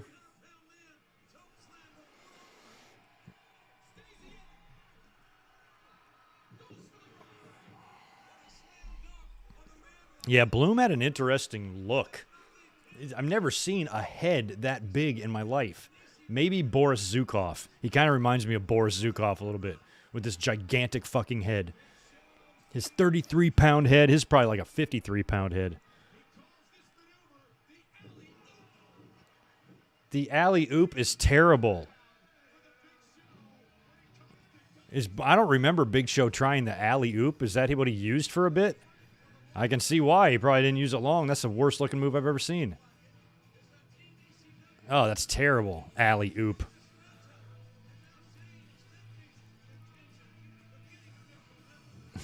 Yeah, Charles Robinson getting an awkward Skype session with Austin.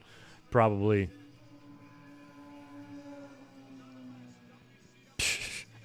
Damn, Spaz. Call me crazy, but whoever invented the knock-knock jokes deserves a Nobel Prize. Oh, my God. You're full of them.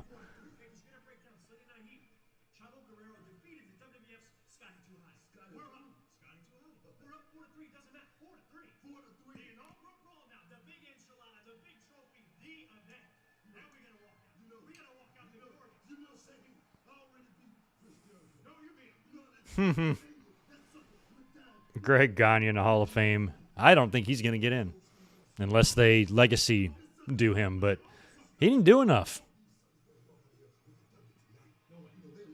I don't think he's got about the same type of resume as somebody like a Mike Graham. I just don't think Even though they're Vern and Eddie's kids, they're not Hall of Fame caliber, in my opinion.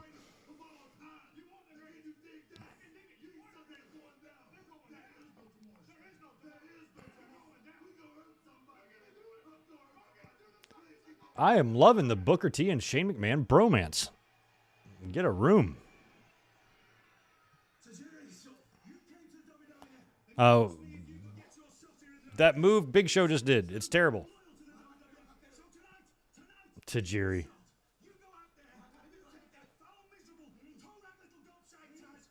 Damn.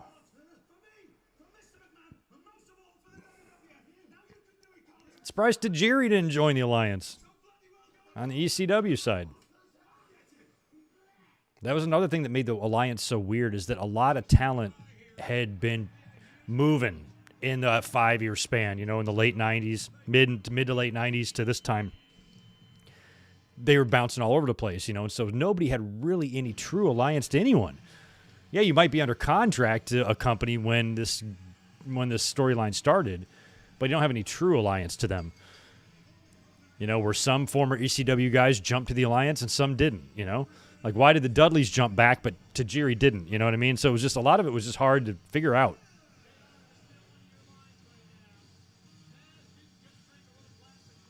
Taz had badass theme music. Loved his. But when he started wearing the coveralls, he's a fucking janitor, I stopped caring too much.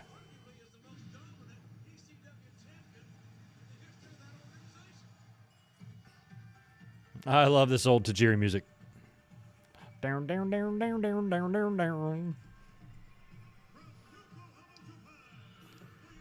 He looks so much better wearing the gear that he's wearing, opposed to he used to wear like just the short blue trunks, and he was kind of bland looking. He didn't have, you couldn't see his personality or something. And then it was just, they had him on TV more, and WWE started wearing that, interacting with Regal and stuff. I think he dated Tori Wilson in Storyline for a short time, right?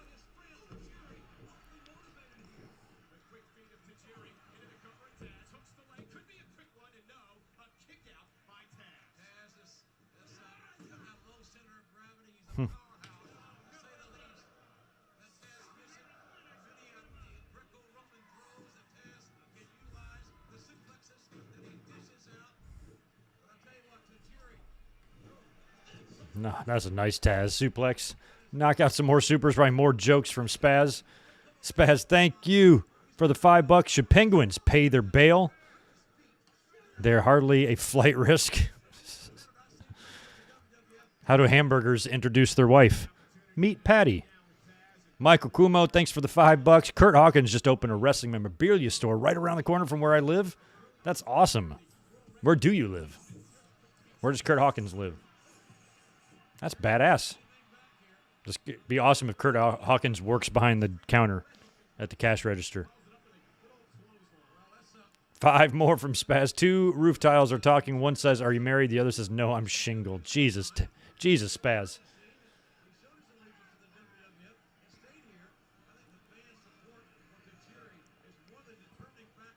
I wish I could remember more from when I was a kid. I used to have a million of them in my head.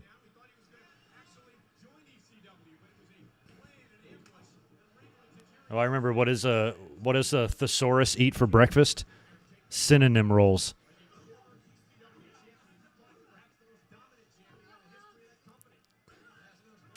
I've forgotten the score. Is it 3-3 or 3-2? WWE went up 3-0. I think they lost the last 2 or the last 3. I forgot. Kidman over X-Pac. The 6-man we just watched.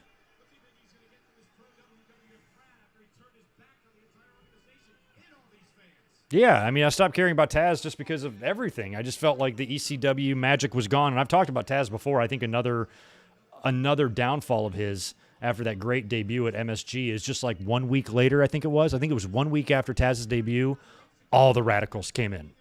So here you get this great new piece of talent that was huge in ECW. He was like their kind of Goldberg, kind of this unstoppable suplex machine, and he's coming in. But now as great as Taz is, you got Benoit, you got Eddie now.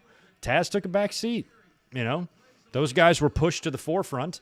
As soon as Benoit got there, boom, immediately feuding for the Intercontinental title and winning it and shit like that. Had they not come in, I think Taz could have gotten some of those opportunities. So the Radicals hurt Taz, I think. And then when he just started wearing the janitor outfit, I was like, just didn't feel. I missed the old badass Taz.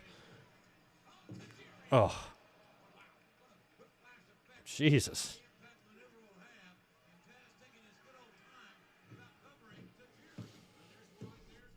Yeah, these guys had work in ECW.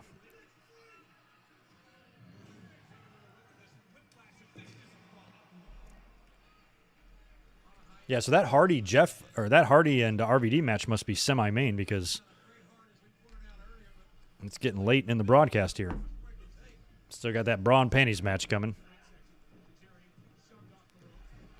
Pfft.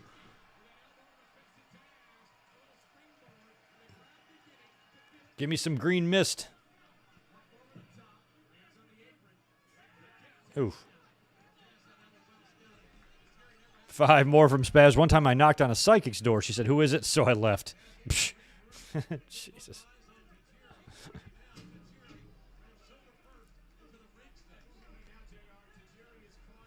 Yeah, don't fuck with Timmy White.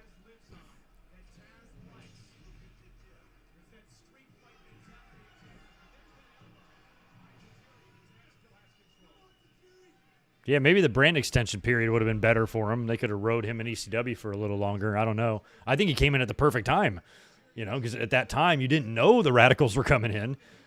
So when he debuted in the Garden like that, you can't ask for a better debut. Taz and Jericho probably had 2 of the best debuts ever. But Taz was in in-ring form, and he beat Kurt Angle, and it was awesome. Oh, my God. But, you know, honestly, Kurt was better than Taz, you know, so Taz just took a back seat. With Angle, Jericho, Eddie, and Benoit all there, you know, Taz was below all of them, in my mind. Oh, Tajiri almost got it.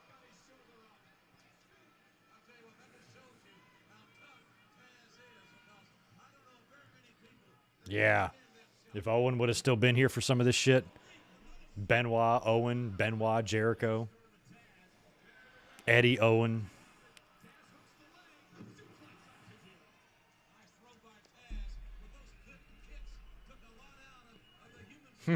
Somebody should have done that. Like if Taz approached The Rock backstage, give me 10 quarts of Pennzoil or some shit. Oh, there's the mist. Yes.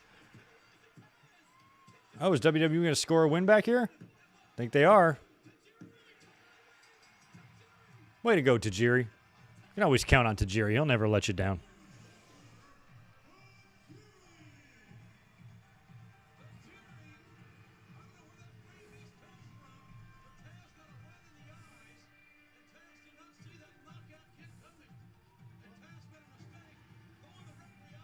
Damn, I would not want to get that shit sprayed in my face.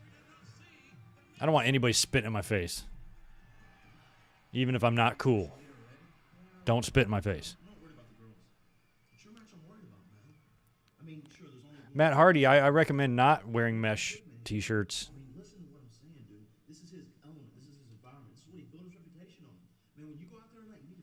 If I went out wearing what Matt Hardy is wearing, they'd call the cops on me.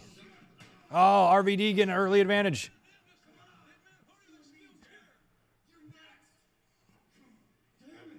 Damn it. That's what you get for wearing that shirt, Matt. Damn. Maybe you would have dressed like a normal person. You would have got your ass kicked. Idiot. God. I kind of wish I would have gone there once. Oh, Bob Holly? Oh, no, he's got a WCW shirt. Totally not a plant. Look at Holly's mad.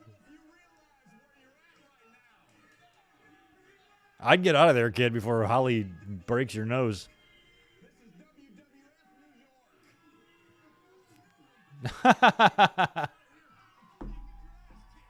He just ripped it right off. Oh. Yeah, that kid walked up there totally, like, casual. Oh, now he's a big fan. How you doing? Oh, my God. That's hilarious. So fucking stupid. All right, here comes RVD. That old theme song. Speaking of RVD. Oh, wait. I forgot to put him underneath. Sorry. There we go.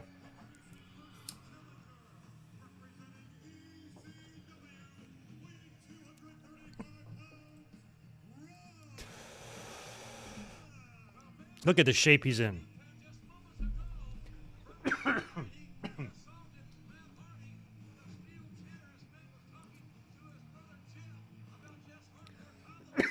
They pre-taped that. That was a big one, sorry.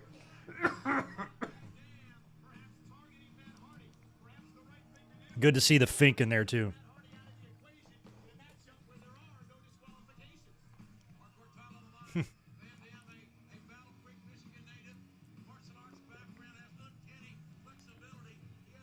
Oh, God, how easy. I love that one. Thanks for the 5. I got to go up and get a couple more. Have you ever heard the story about the skunk? Never mind, it stinks.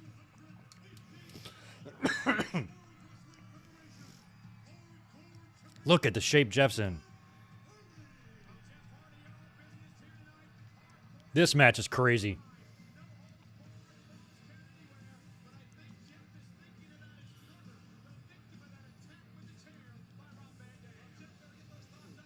Why in the world did I briefly think this was a ladder match? It's not.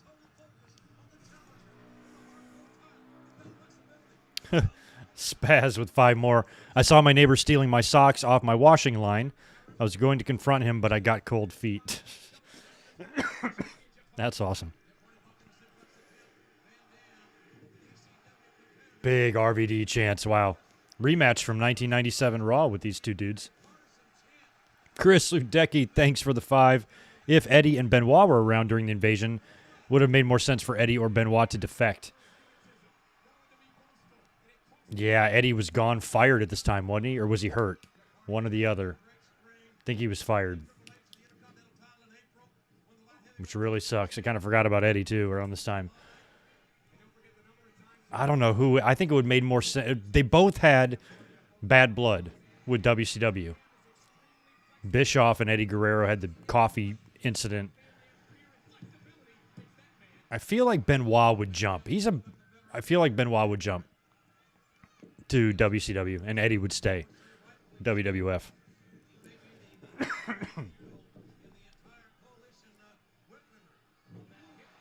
Pin him. That's it. Pinning.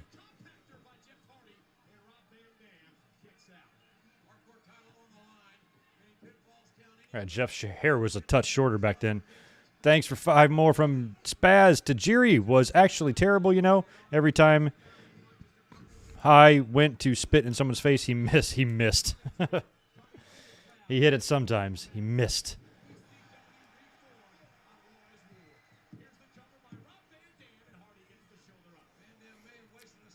Now, it's funny to hear them say Raw is War, because it would only be Raw is War for about another 2 months. Less than that. And they would drop the war after 9/11. And it would just be Raw.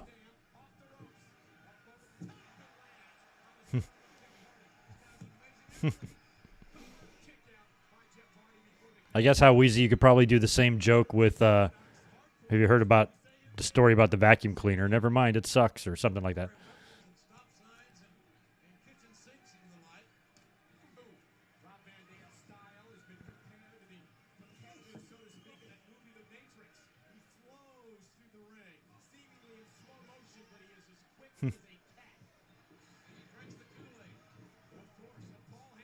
I remember at this time it was so cool to see, holy shit, to see RVD in WWE.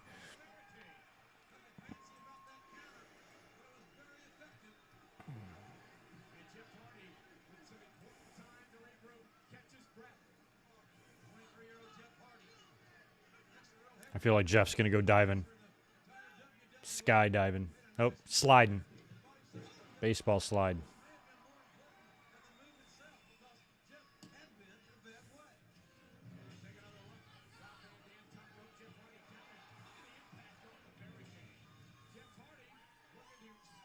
Oh, man. Oh. Oh, man, it would have been so great if they pulled that spot off. I always thought Jeff was always taking a big risk walking the barricade. That's got to be easy. Or not, it can't be easy.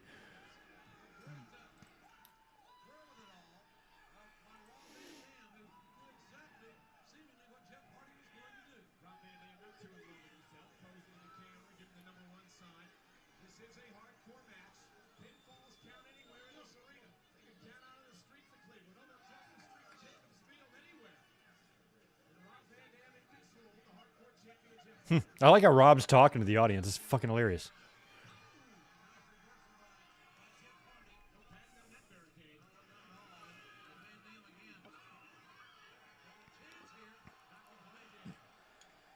Fucking moonsault off the barricade. Jesus.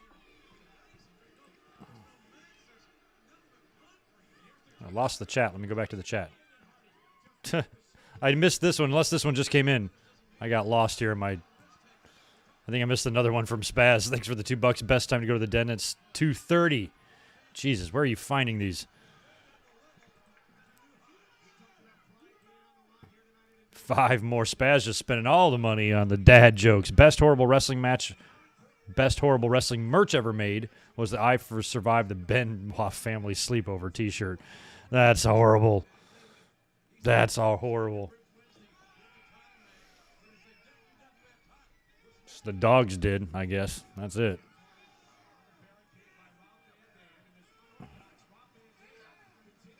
Oh, good. Thanks for the stream. It lets you clear your mind. That's what we're here for.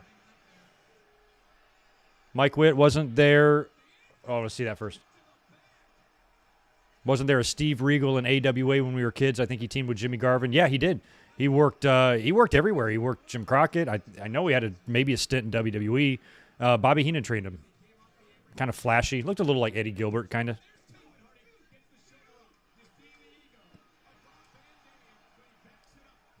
I love that movie. He used to do that spinning leg kick.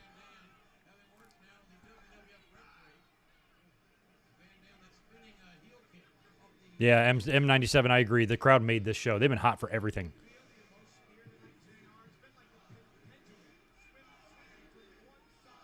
Yeah, Angie doing a Hardy's Bucks match in AEW would be cool. They've faced before, but not under a TV spotlight, you know, or something big like TNT or cable television.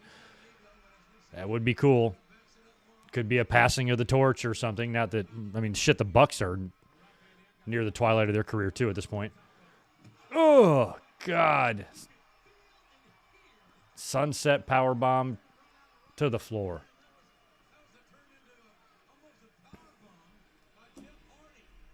It would have been cool to have Joey Styles in here for this too. You could have had the comment. It would have been a clusterfuck. It'd be so hard to tell the story. But you could have him on there with Jim Ross or something. One announcer from each promotion, although that's what Heyman was there to do. But they didn't bring anybody. Scott Hudson was there for a second. They didn't bring in Shivani. Of course, Bischoff wasn't there for a while.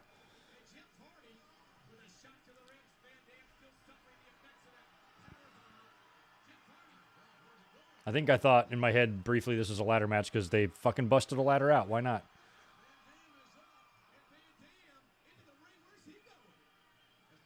Oh, Jesus. Jeff's going to go for it.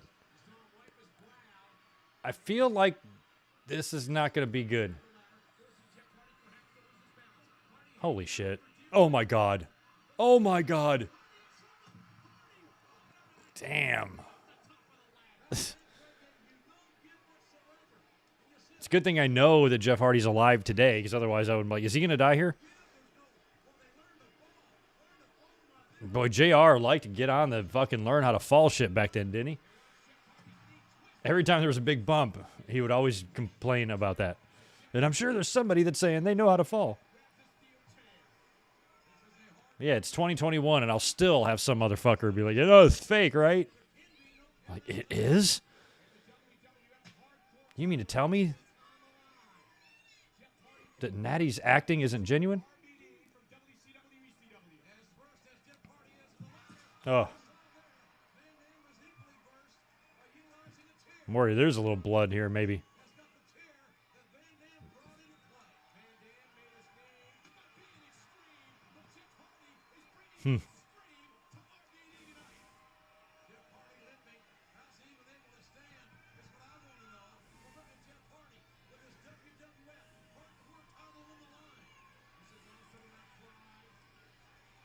Oh, Jeff. Oh, that is a great spot. I remember that. Hardy ate the Van Daminator and fell in the hole of the stage. That's brilliant. I need a replay, please. Come on. Cue it up. Thank you, guys. Oh, Jeff ate that chair. Oh, I want the other angle. Overhead shot would be good on that. How good wrestling can be when you don't have 68 camera cuts every 9 seconds. Yeah, ask Sid if it's fake. He only has half the brain that you do. Let's do this again.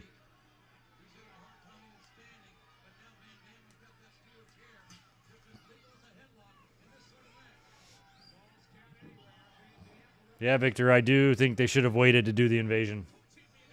I feel like they felt they had to capitalize on it right away, but had they just kind of held off and kept going with business, they could have brought a bunch of guys in at once a year later, year and a half later, whatever it was. Just a year.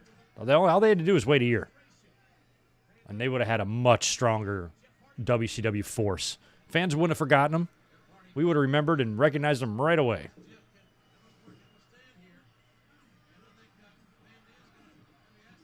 But the minute they acquired WCW, they wanted to make use of the footage and everything.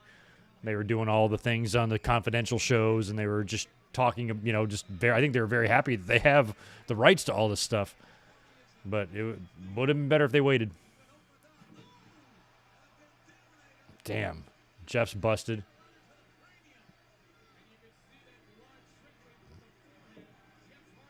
Oh, he's going for the split-legged. Oof. This is peak Van Dam. Best shape in his life, I think, this year. He was so good.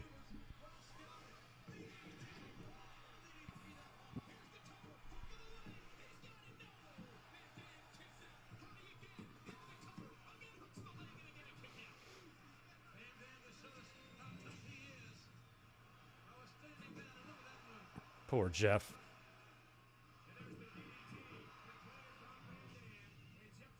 Belt's in the ring now. Oh. I'm pretty sure Van Dam just wins this with the 5-star from what I remember, but...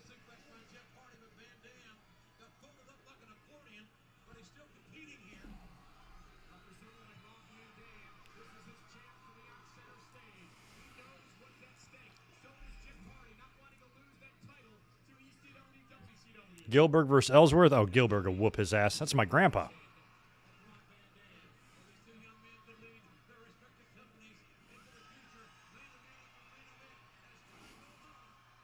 Gilbert. Wow. Oh, missed the swanton.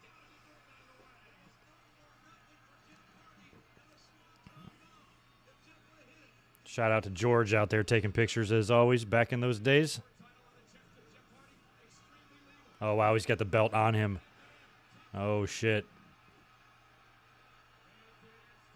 5-star coming. Oh, my God, that's unbelievable. Uncredible, I almost said. It's one of the best 5-stars ever. Majestic. And that's it. New hardcore champion. Imagine a match like that now for the green clock. It would never happen.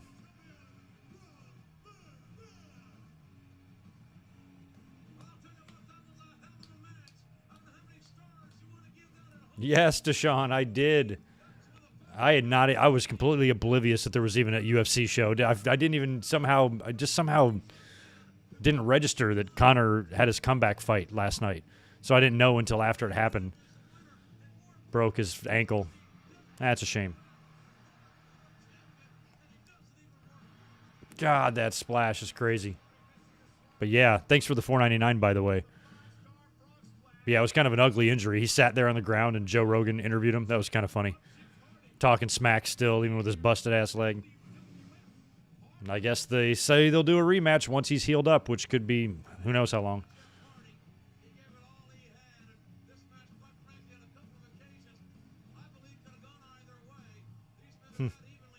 RVD, champion in WWE.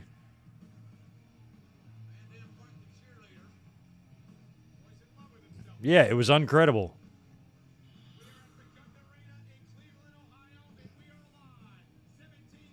I don't think, what's Gund Arena called these days?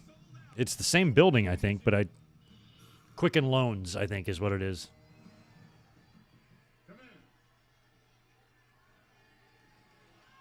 Kurt.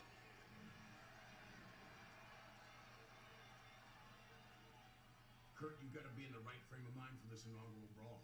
Yeah, did you guys see the dude that tweeted earlier in the day that Connor's going to break his leg? It's got like 100,000 retweets or something. It just said, like, Connor's going to break his leg tonight. I got this feeling. And then he did. Like, holy shit. People started quote tweeting him, like, is my husband cheating on me? And, like, asking him all these questions. Hilarious. Enough of this Americana bullshit. Kurt said bullshit. You know what I did in the 1996 Olympics, Vince? Vince is trying to pep talk his troops. I kicked some serious ass. Damn, Angle getting all nasty. And sure, I'm gonna do it for my country. And I'm gonna do it for my company. But most of all, I'm gonna do it for me. Kurt was kind of getting babyface at this time. He was no more no nonsense. He's not drinking milk and riding his motorbike. Now he's like fucking pissed. I liked that. Kurt had that slow turn to where he was just like, people were like, oh, this guy's not to be trifled with. And I'm glad he's on our side. I'll never forget there was some big brawl on Raw, right? Might have been the go home to this, actually. And there was an image of Undertaker. You know, WWF guys are battling, and Undertaker and Kurt had already had their battles. And after they fend off the Alliance, Undertaker goes over to the corner and he just kind of extends a hand. And I remember that moment being like, that's so fucking cool. You know, and he picks Kurt Angle up and kind of rubs him on the head like he's got Undertaker's respect, you know. This little sneaky pussy-ass heel that he's been, you know, is a tough badass, you know, underneath all that nonsense and that goofiness. So it was like Undertaker's endorsement, and they kind of stood together. It was very cool. I enjoyed it. And Kurt would go into that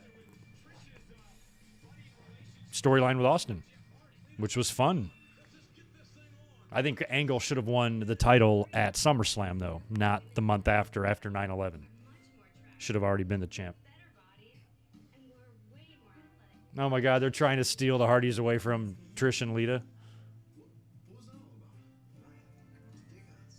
Those girls dig us.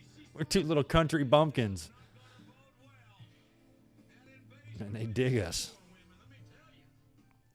But I know we're not the best of friends, but we are WWF. And that is why we need to stick together.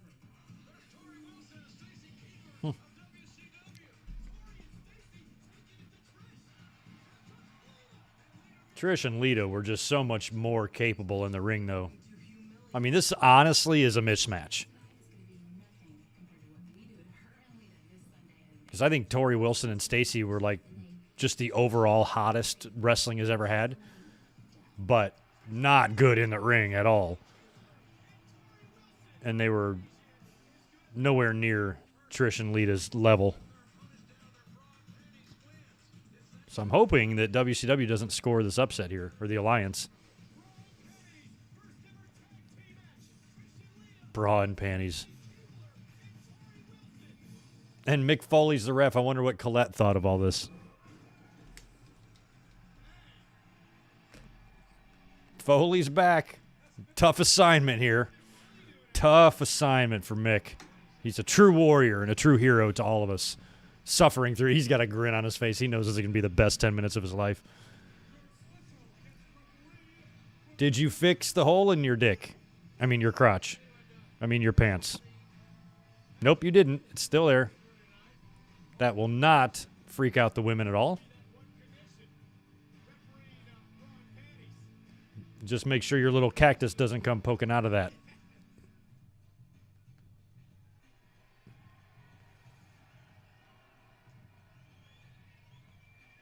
WCW had trouble figuring out what to do with Tori, too. Because she just had a stupid look. I mean, look at her. But she had a lot. I mean, she did the day thing with David Flair, and then I think Shane Douglas for a little while. And WWE didn't do much better with her. They were just kind of paired her with different people. Tajiri, Test, and... Or no, I think that was Stacy Keibler. Who else was Tori with besides Tajiri?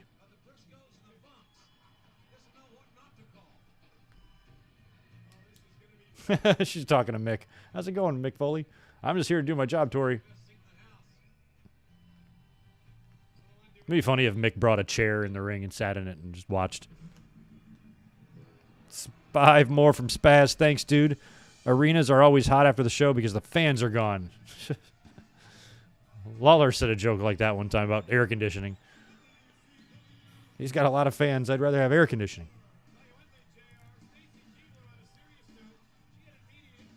I mean, their music is so generic, they might as well just came out together. They didn't need to be separate. Stacy just looks like she's going out for a glass of wine with her friends. She doesn't look like this is wrestling gear at all. Oh, yeah, Billy Kidman. On screen, she was with Kidman, right?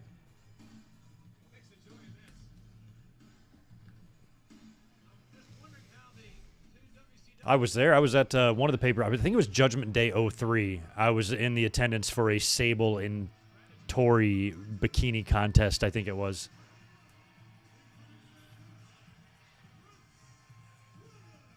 I love how they're all dressed conservatively for right now.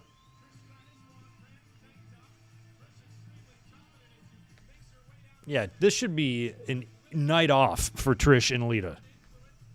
Take them all 10 seconds to take care of them.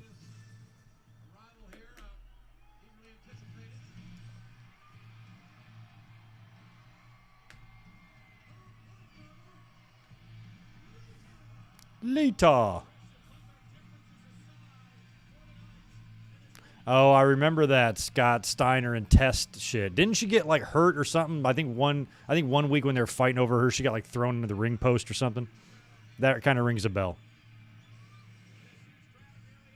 Brian Spencer, that might be. I think Taz might have been in the ring for that. You might be right. But I always think it was interesting that they did a kind of a program together because when Tori Wilson debuted on Nitro, it was like a bikini contest. They were in Florida at one of those spring break Nitros or whatever.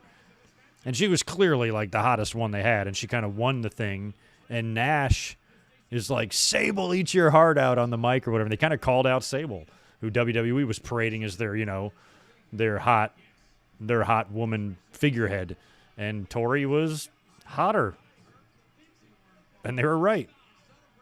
So then years later when they do the thing together, I always found that interesting.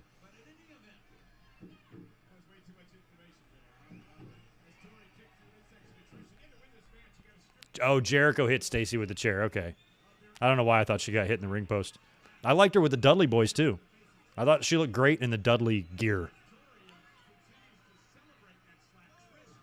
It was a good look for her.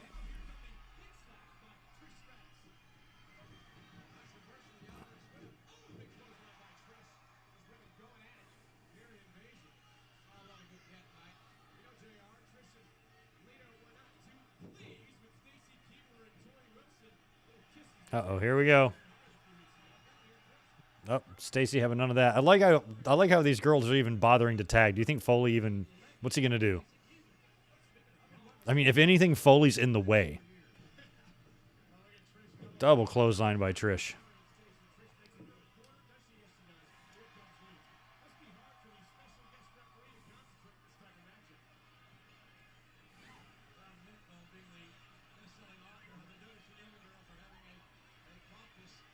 She tagged.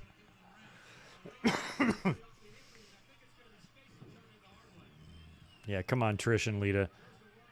Yeah, I would think backstage they'd be like, yeah, absolutely no way are we not putting these girls over. Man, the way they're so aggressive, they got to be careful that something else doesn't come off by accident. Okay, I didn't know if that was the... Do they both have to lose it or just one? Probably both, right?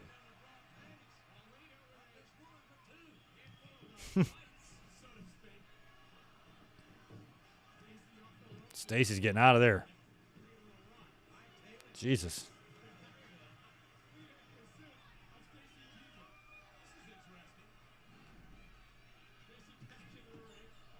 Yeah, maybe they didn't have a ref book for this match, and Foley's like, "I'll do it, sir." No, you don't have to pay me. It's fine. Don't worry about it. This one's on me. Uh-oh, they got Lita's off. I don't know why Foley's pulling Stacy off.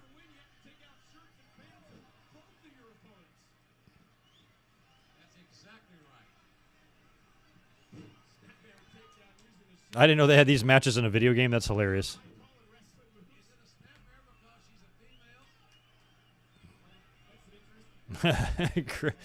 Cornette said she looked like a deer on ice. Kind of. Stacy definitely had a place in wrestling. It just really wasn't in the ring, I don't think.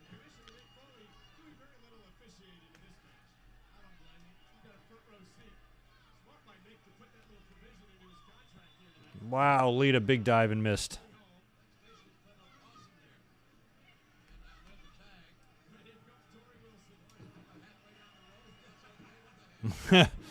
I'm glad JR called out the absurdity of Tori was like halfway down the ring apron tagging in through the middle rope.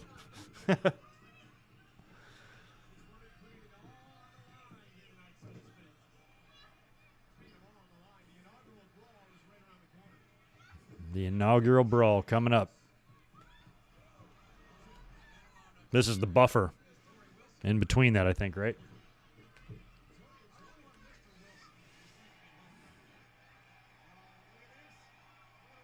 Oh, my gosh. Oh, look at that. Nice, Trish. Oh, my God. Mick, you can count that or just stand there, whichever works for you.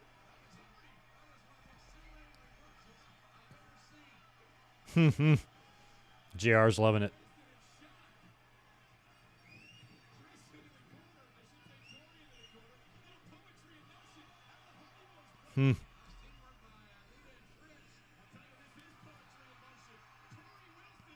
And Tori has been eliminated, so to speak. And I think Stacy's next. They are in complete control. This match is over. Oh, not before we get a Lita moonsault.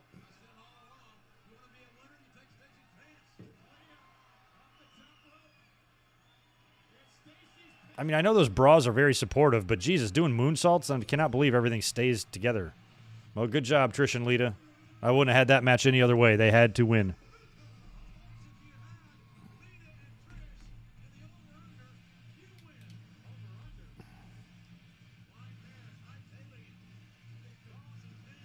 All right, Lita and Trish get the victory.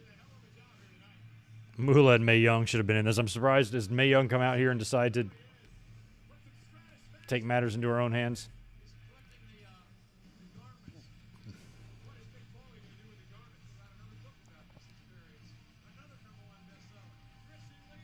Oh, wow. Is somebody going to fall? Oh, my God. I was just about to say the way they're backing up. Holy shit. Trish came an inch away from disaster. The way they were backing up, I'm like, they need to slow down. There's a hole there. Holy crap. That is crazy.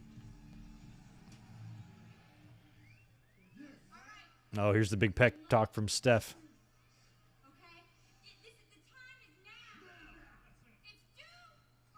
It's do or die.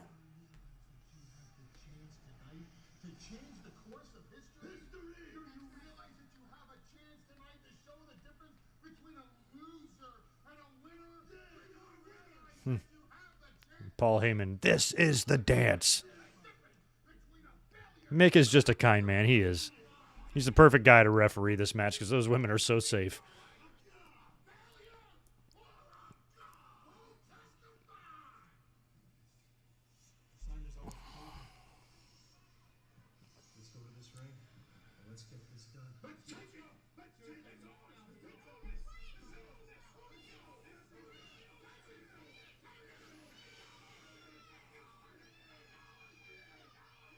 Oh, yeah, I'd forgotten Trayvon. I forgot about Tori's little dog. Jesus. Oh, there's Austin. And Deborah. Oh, Vince. Listen, this thing's pretty much all even up here. And I'm not exactly feeling the pressure because I've got all the confidence in the world. Are you trying to motivate me, Vince? Yeah, Vince, you're the fucking one that turned him heel. I didn't come here to sing to nobody. I ain't here to play guitar to nobody. I ain't here to hug nobody. I'm here to go out there and whip somebody's ass. Okay, all the guitar playing. I want the guitar playing. Because that's the bottom line. 'Cause Stone Cold said so. Angle and Austin were so great during that time. Oh, that's it? That was all the promo? All right. All right, here we go. Inaugural brawl. DDP, Booker, Rhino, and the Dudleys. It's a weak-ass team, man. Look how weak that team is. I mean, in terms of WCW and ECW all-time greats. But WWE's team is ridiculous. Hall of Famers, all world champions.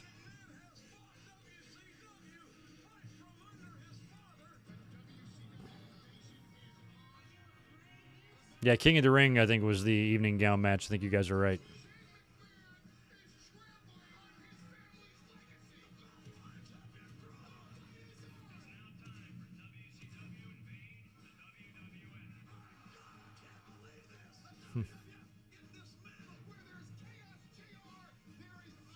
That was cool when they all turned. That was so awesome.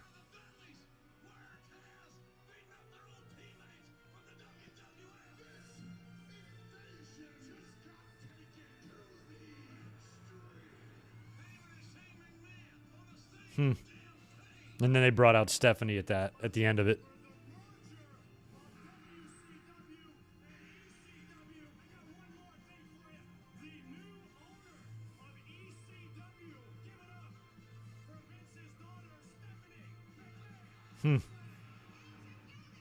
Vince is like, what the hell? And I love that this is a crazy. Then Vince became babyface out of this.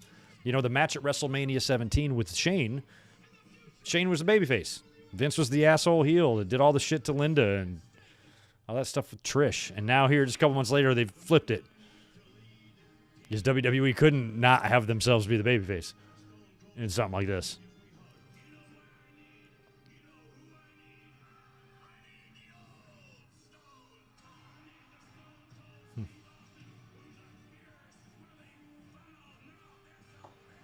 I love that you're asking for the old Stone Cold when you created the new Stone Cold, you dumbass.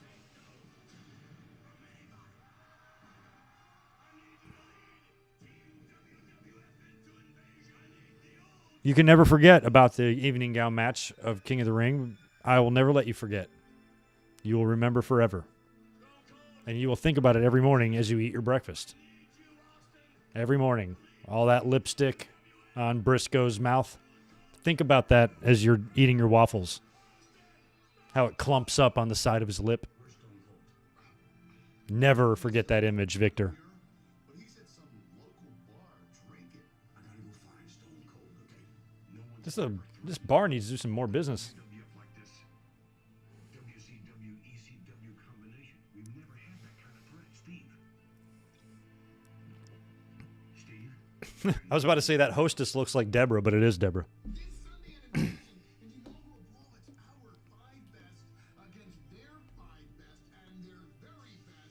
Stone Cold Steve Austin ain't at his best anymore, now is he? Starting tonight, we ain't taking this no more. It is up to every one of you to take out the WWF forever. I liked it when they brought Blassie in. This might have been when it was. I don't remember. There's no going back.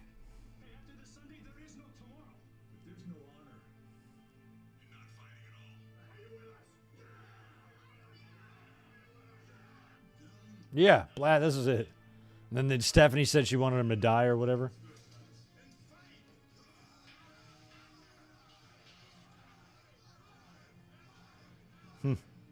Blassie, that was so awesome. And here comes Austin. I think this has got to be the all-time record for stunners was this segment. He hit like 24 of them or something. That was it. Taker picking up Kurt.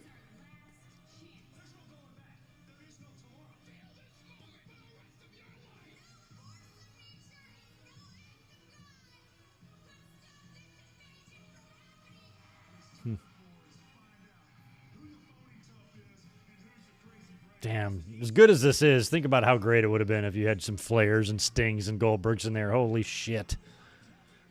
It'd be so good.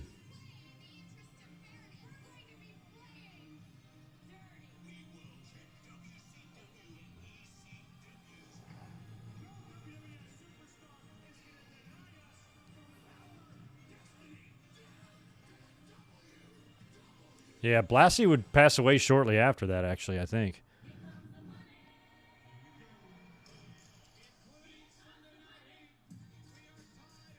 Here comes the money. God, like how young Shane is. Nice outfit. Why, just black? What are you, a waiter at a fucking Olive Garden? What the fuck?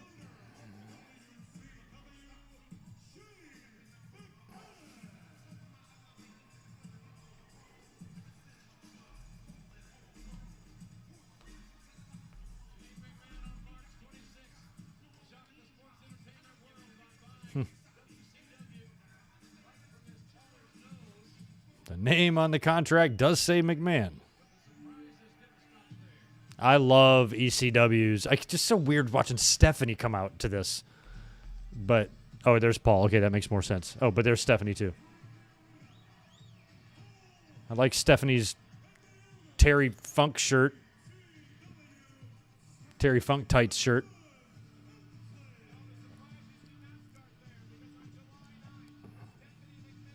Had Stephanie had the procedure at this point, or no?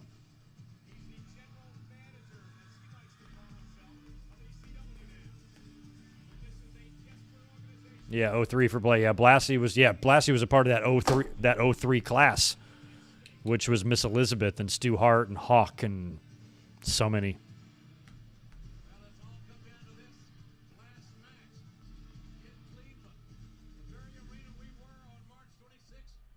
Yeah, Jim Ross is at least mentioning that they're in the same building.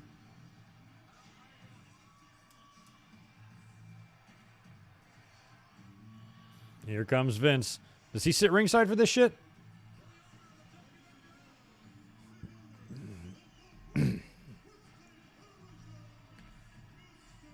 We had 4 entrances. No, I guess 3. I guess Heyman and Stephanie came out together. We got 4 outside players here.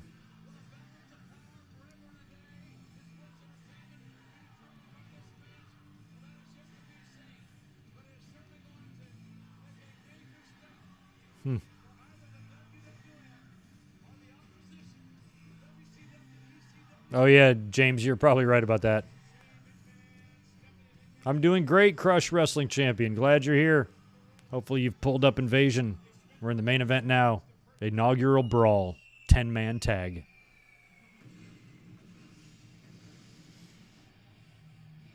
And here come the Dudleys.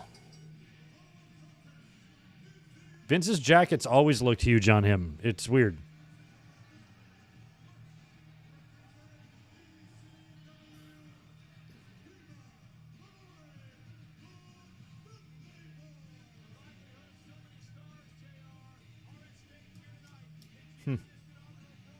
Those damn Dudleys. Dudleys were good in these days, man. A year prior to this, I was at SummerSlam and saw that TLC match live. That was fucking something else.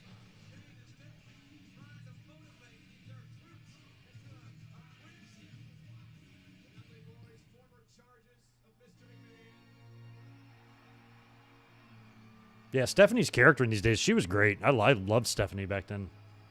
She annoys the shit out of me now.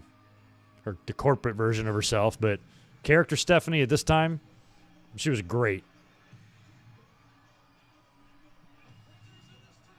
Oh my God, Limp Bizkit. I gotta shut the volume down here. I do not want to get any sort of copyright bullshit because Limp Bizkit was playing in the background. I'll kill myself.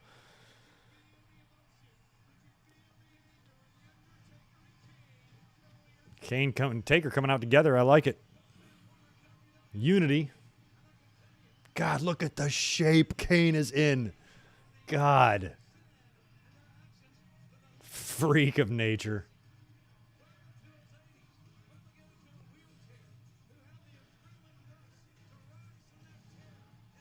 Do a watch party of the whole Invasion angle? We could try. Might have to be one of the marathon things.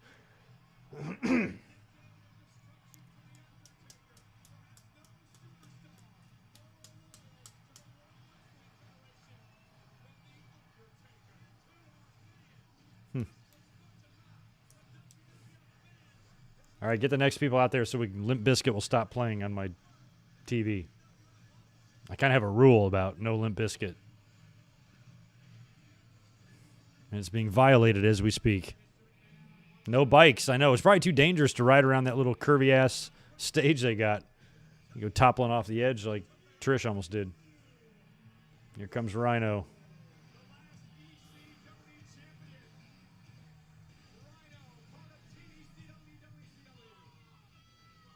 Jesus, Heyman.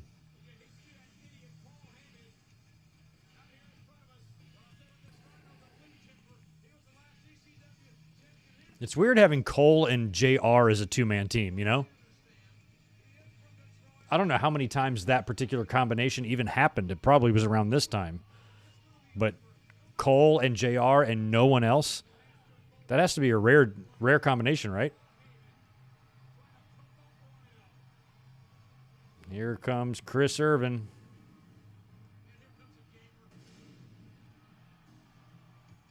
"20 years ago. Unbelievable.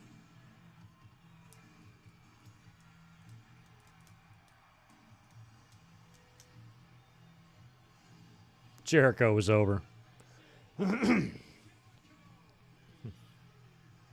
Damn. Look at that woman or man trying to get to him. Jesus, he was hanging right halfway over the barricade. Jesus.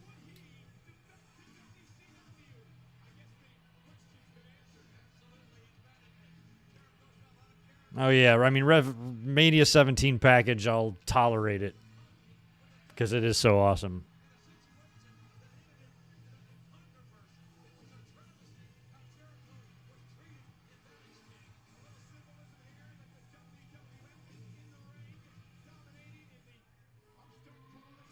Oh, yeah, early days, I guess, JR and Cole, when Cole was just getting his feet wet a bit. I can see that back in 98.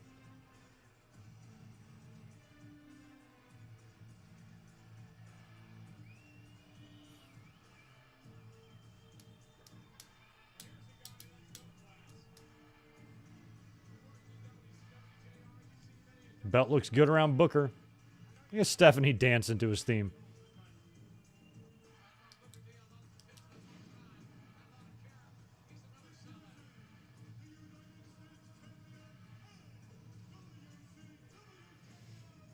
I mean, aside from his brief stint as King Booker, well, I guess TNA doesn't count. He kept that theme music throughout almost his whole big league career.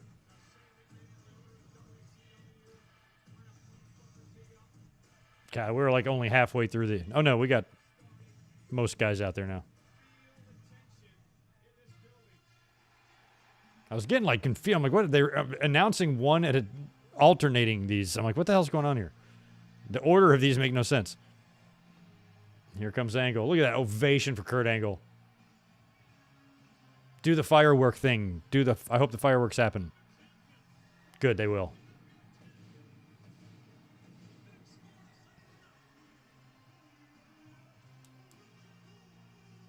He's in perfect shape, too. Look how young Angle is.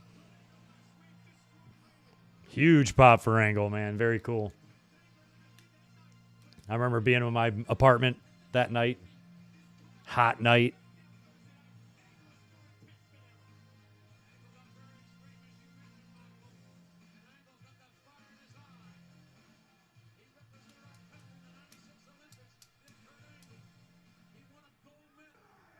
Yeah, it's good to see the big gold belt again for sure. Missed that belt. In 2016, when they announced the split again and they're going to create another world title, I was just hoping it would be that. But no. Can't have a belt without a big-ass WWE spread across the front of it. God forbid.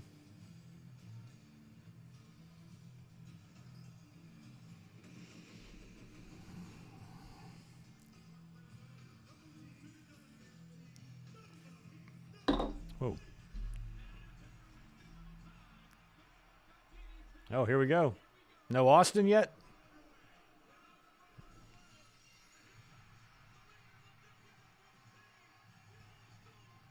The old Stone Cold, still with that Disturbed theme. I think this would be about to be set to change here in a minute once you join the Alliance.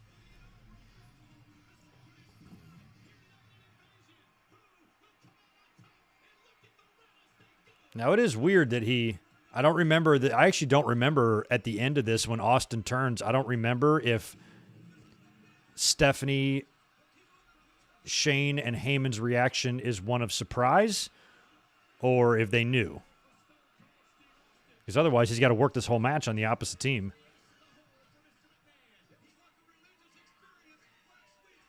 It was like a religious experience. Let's not get ridiculous, Jim Ross.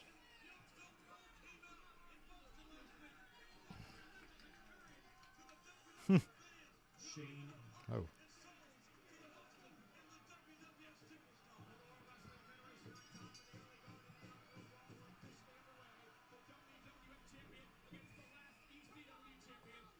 That's cool. Austin and Rhino, probably not many instances where they'd be in the ring together. Nobody is up on the apron to make the tag for poor Rhino, his entire team. Austin's Disturbed theme was great. I remember when he came back after the neck surgery, his theme was so iconic. When I realized they changed it, I wasn't happy. But then after a few weeks, I'm like, oh, actually, it's pretty good. So it was an okay transition.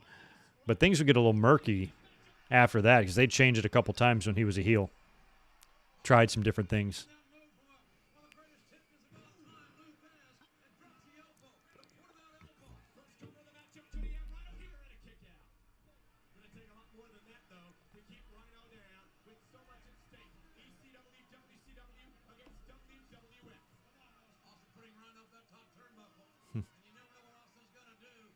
Yeah, that Alliance team, it's just fucking weak sauce, man. Should have been a few more names over there. It would have been great if they didn't turn Austin heel and they were able to bring in Goldberg with the buyout, and you can have Austin head up the WWF team, Goldberg head up the WCW team.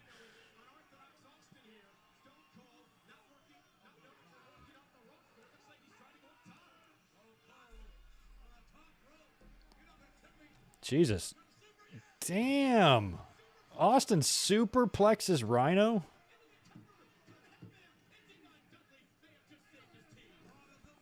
Austin after the neck surgery, was able to do a lot more.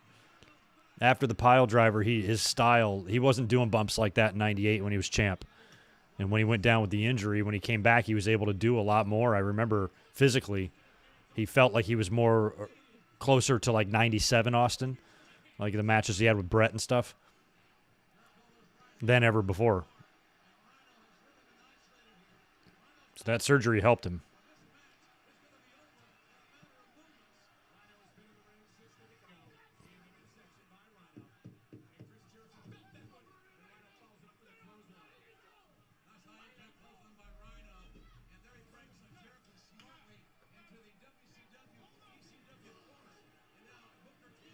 Damn, Jericho, that's a bad neighborhood.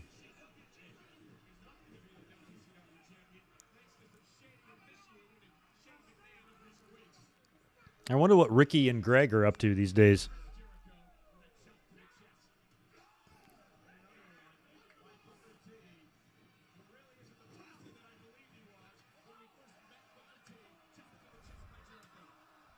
Damn, wearing Booker out.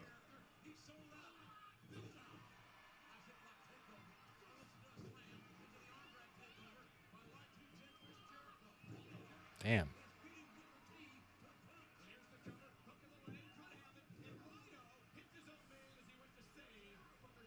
I feel like RVD should have been in this match, but then we wouldn't have had the great match with Hardy, you know?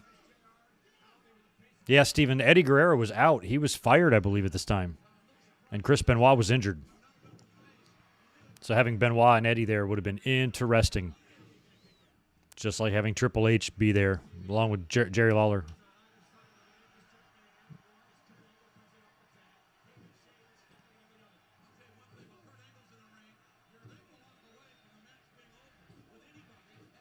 Yeah, I think they were basically the reason Austin, I think, turned is kind of how, like, I guess they went with the decision to turn Austin heel at WrestleMania. But then when the Invasion angle started and WWE naturally became the baby faces in that situation, they almost had no choice to preserve the Austin heel character. They had to turn him, because if he remained in WWE, he would just kind of slowly just morph back into that Austin, because WWE's the baby faces, and WWE, I think, wanted to keep running with Austin as a heel. They had just turned him. So that's why he turned, so he could remain a heel and remain to get the boos and shit, and keep getting the boos. So basically, it was like WrestleMania all over again. You know, WrestleMania, he turned and joined with Vince, and this time he turned against him.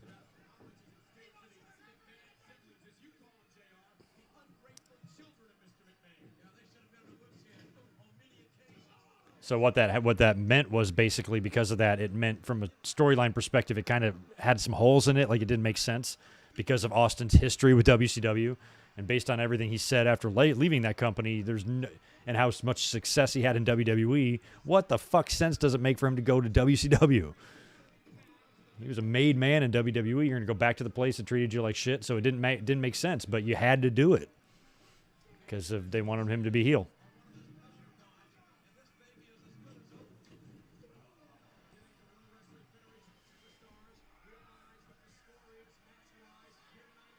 Yeah, and Triple H was out with the quad that happened in May. It's just bad timing all the way around on this whole thing, really.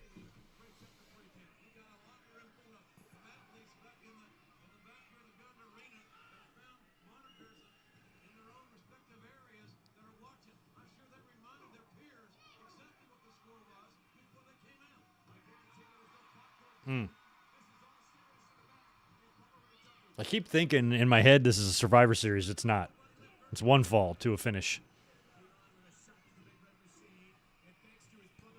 Yeah, Eddie had some demons, I guess, and I think the rest of the Radicals are the one that kind of ratted him out and told on him and got him fired because they wanted him to get help. Saved his life, apparently, according to Eddie.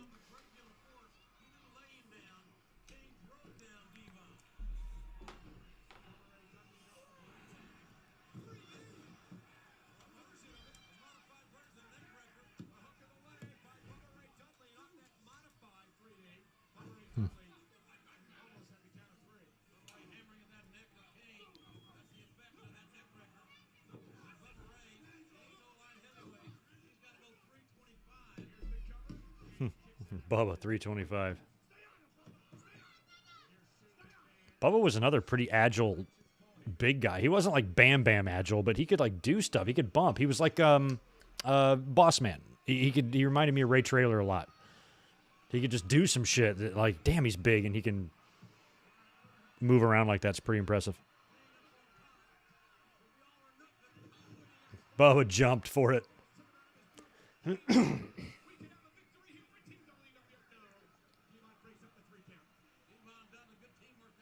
Oh, did Cole call a 3D? What a dummy. It's probably those frosted tips leaked into his brain.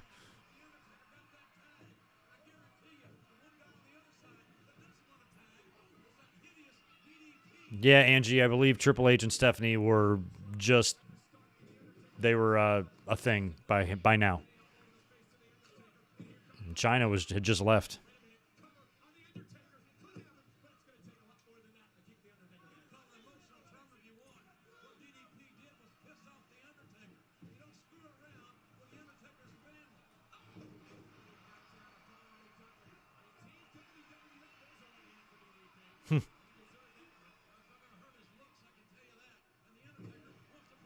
God, DDP stalking his wife. Ridiculous.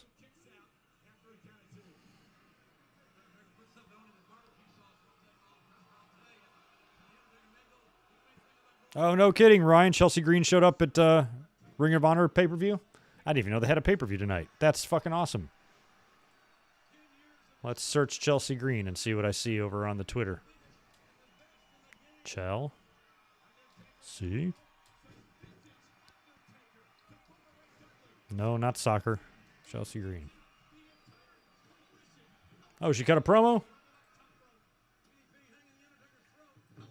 Oh, there's Maria Kanellis in the background. That's cool. She looks good.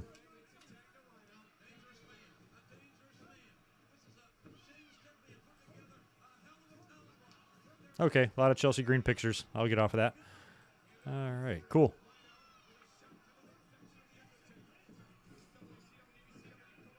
Rhino working over Taker in the corner for those scoring at home. Oh, now DDP wants in. God, you can hear Stephanie. Jeez. That shrieking voice. The whole arena. You can be in the bathroom on the upper deck. You can be like, damn, I hear Stephanie from the urinal. Jesus. Well, I'm glad Chelsea Green has turned up back in wrestling. That means, I suppose, I feel like her. Well, I guess she was she NXT or main roster? Sounds like she doesn't have a 90-day to worry about either. So that's good.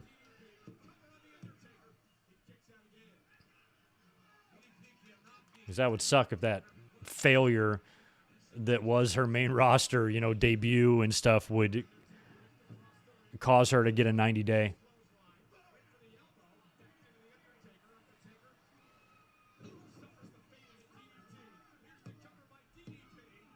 Oh, cool. Oh, is that what their website is called? The Honor Club? That's cool. Maybe I should look at them because I barely even watch New Japan. I watched a little bit last night, but I've been paying for New Japan World for like 3 or 4 years. I should get that one. I can be in the Scuba Squad?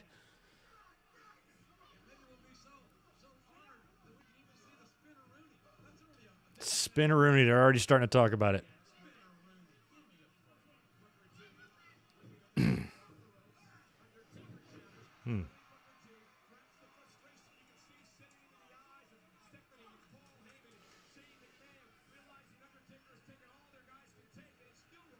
Look at Kane. What a beast.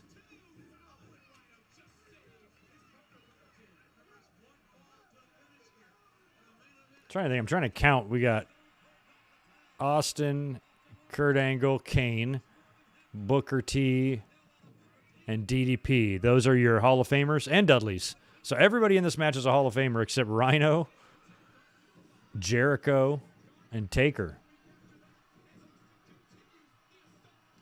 That's pretty funny. Oh, good. She asked for her claws to be removed. They better do it. They fucking did her wrong, man. Well, that's good. Sean's always on the case.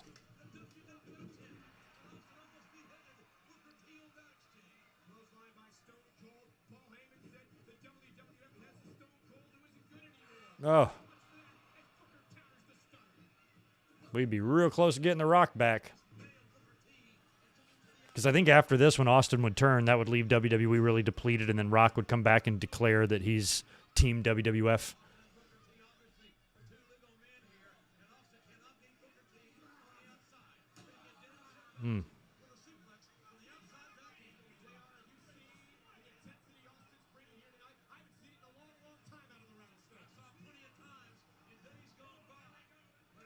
Yeah, I remember that. I ordered that first All In show. It was a heavy Ring of Honor influence.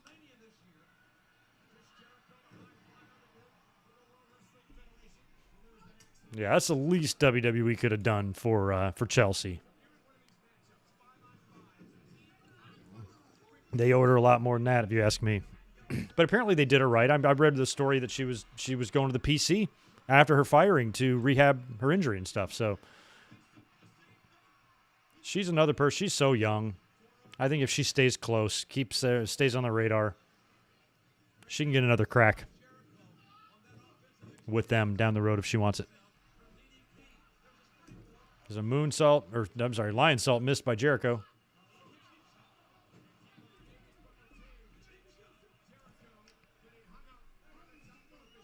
All right, probably getting close to the finish here. What do we got? Oh, we got another 20 minutes or so left. It's a long match. We got Bubba Ray. Looks like he's bleeding from the left eye. I haven't seen this match in years.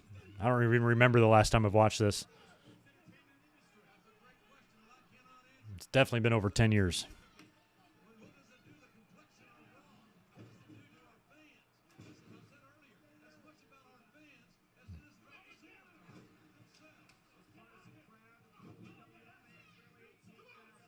Imagine being Benoit during this. This was probably driving him nuts.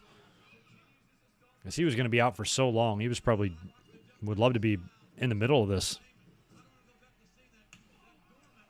Okay, going to do some commentary at tapings. Well, that's good.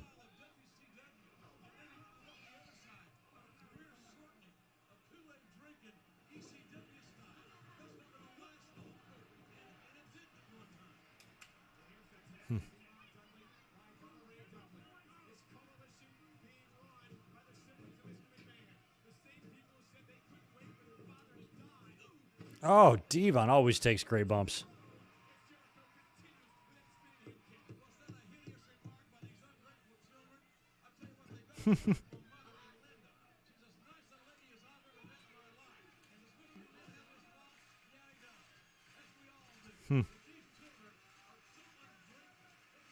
I love now it's all turned on Stephanie and Shane. It's so funny.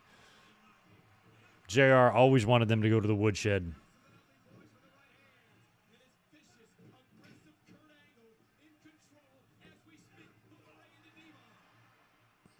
Big belly to Bubba.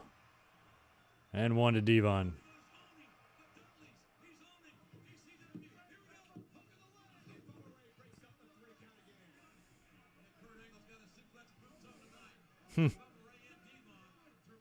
Got a suplex boots on. Yeah, we've been talking about Benoit and Eddie all night. I think Benoit would have been more likely to join the alliance than Eddie. They both kind of had bad blood with them, but Benoit, I could see being better in that heel role over there, and where Eddie is more personality.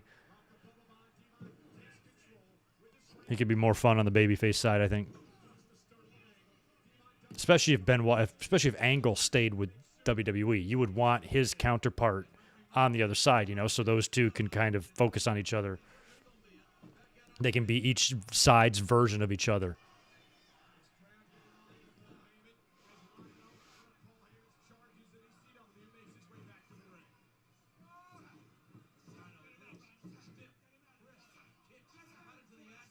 I thought I saw Bubba had a gash in his head too, but I don't think so.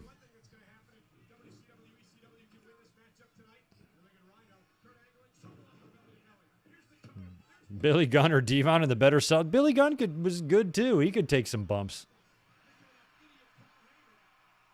They're kind of equal.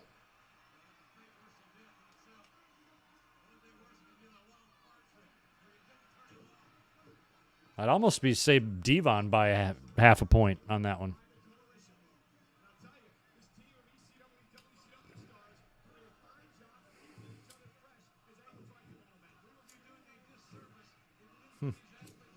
Big Austin chance. Austin is bouncing on the ropes. He is all over the place. It is kind of funny seeing him there with Taker and Kane because they had been a part of that big feud just a couple months before this. The two-man power trip shit.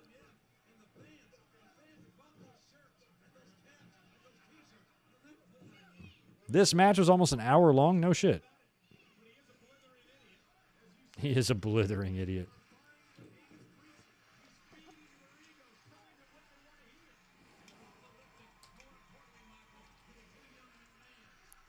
Now that I already know the outcome here, I'm going to look up the time on this match. No, it's a 30-minute match. Still a long time, though, especially for a one-fall deal.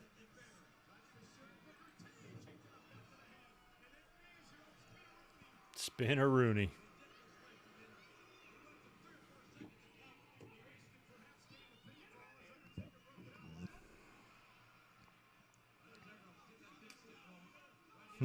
Soup bone.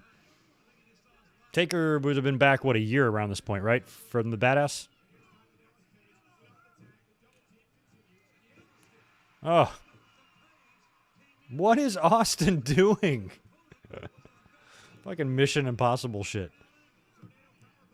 Austin is all over the place. Did we get a DDP Austin match in WWE? I don't think we did because they're about to be on the same side here. That might have been the only physicality they ever shared with each other was right there. Or maybe when Austin stunned everybody on the go-home Raw.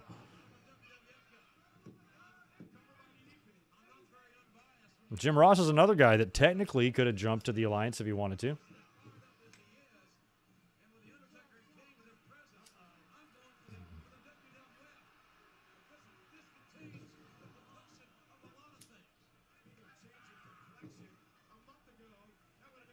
Devon is ready to pounce on Kurt.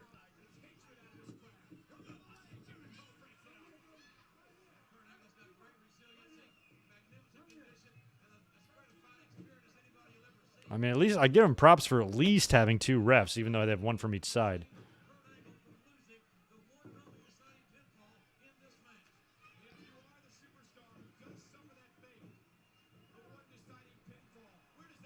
If they really wanted to make this invasion legit, they would have gone and gotten a New Japan referee to ref all this shit between them, like totally unbiased. But they were even getting the refs involved in these storylines. Oh, Austin pulls little Nate by the hair. Oh, that's hilarious.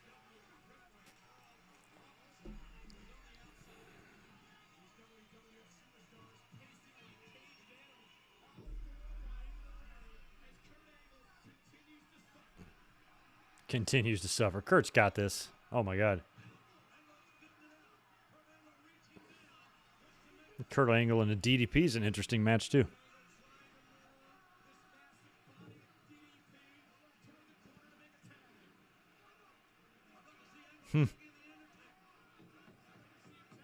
Oh, my God. What a nasty-looking bump. Up, and he tagged and ref didn't see it. Ah, come on. It's your own guy, Kyoto. Look at Kyoto. I love that Kyoto held Austin back. Like, shouldn't Austin mow him over?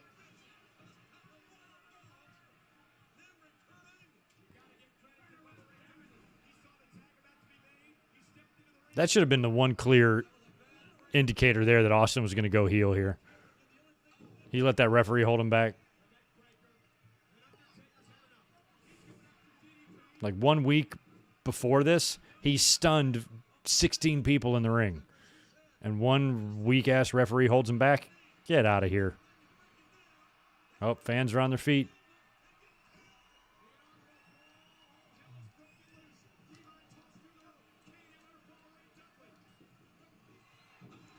Ugh. Yeah, especially Kyoto, even at this point, was a veteran.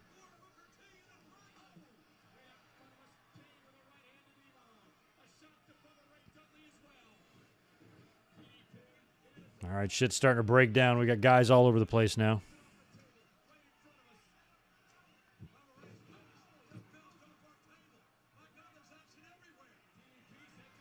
Does Shane take any sort of bump in this? I feel like he's ready.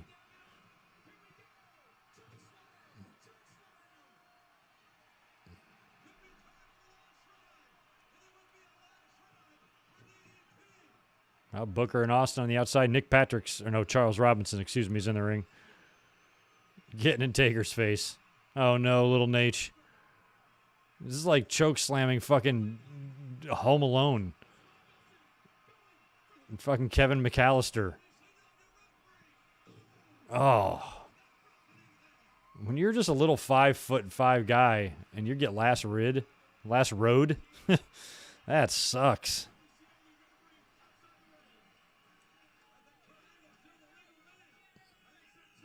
Angle's legal. Oh, that girl. Ah, that's awesome. We had fun in the shows back then. We got a dude with his shirt off. It's no man's. Anything goes out there. No man's land.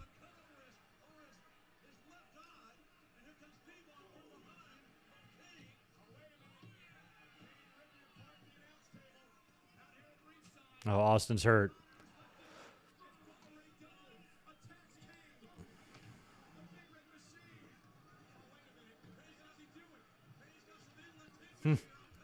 Furniture rearranging. Evil intentions.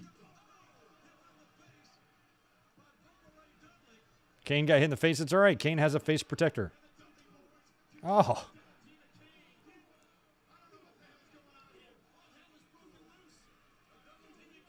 Yeah, is Austin hurt or is he?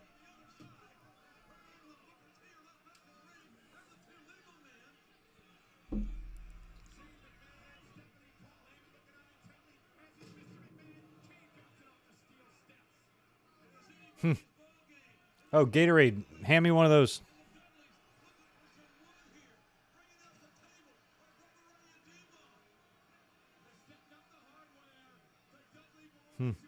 Oh, man.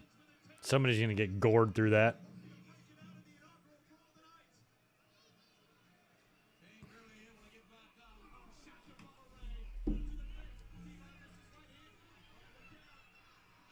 Up he goes.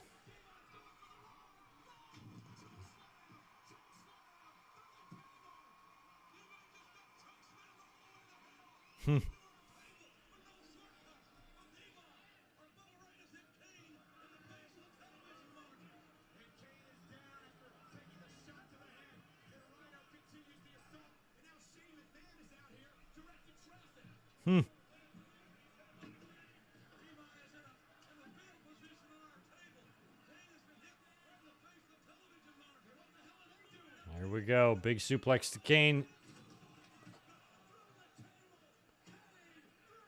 All right, so that's going to do in Kane, I guess.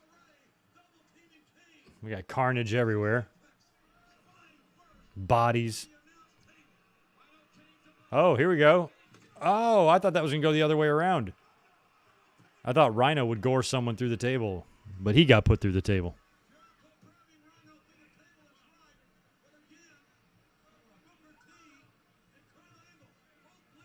Antoine, timer's right above my head. That's where we are, and we're in the main event. We're the last few minutes of it here. It looks like.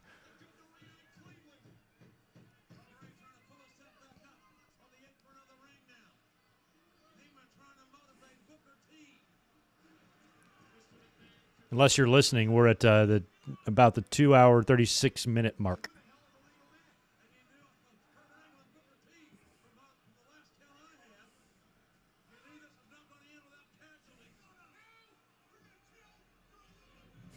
It's kind of funny to watch everybody kind of laying around waiting for what to do. There's so much confusion and so much shit to remember. If I would actually hope to do a table spot just so I can lay there and chill.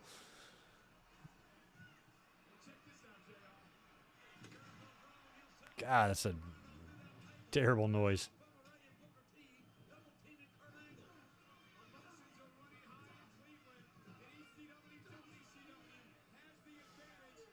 Sparks flew. Emotions ran high.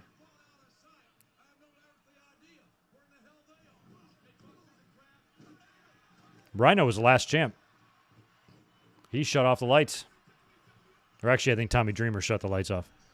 But Rhino held the gold till the end. Angle slam to Bubba. God, Angle's just on a tear. Oh, ref bump. Here we go.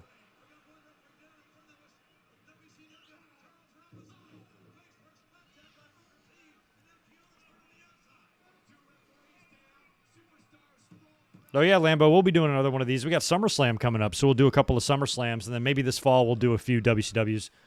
And I'm going to be doing some more reviews, too, retro reviews. But actually, 2 weeks from tonight, we'll do one. I just got to figure out which one it's going to be.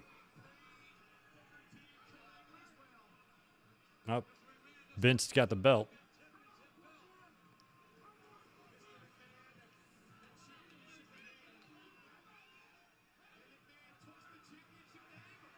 Oh, Vince grabbed it smart. And Shane grabbed it and hit Vince. Oh, and Shane and Angle rekindling.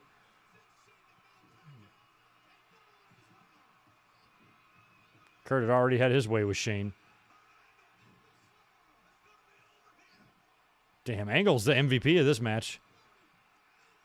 This must be where Austin comes in and takes him out. Oh, Angle's. Oh, here's Austin's throwing the referee in.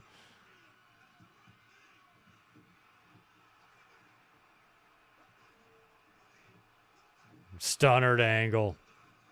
So that's it. He just kicked him. And now he's going to put Booker on him. He's going to win this way. Look at Mike Chioda's like, I don't want to do it. Count, Chioda.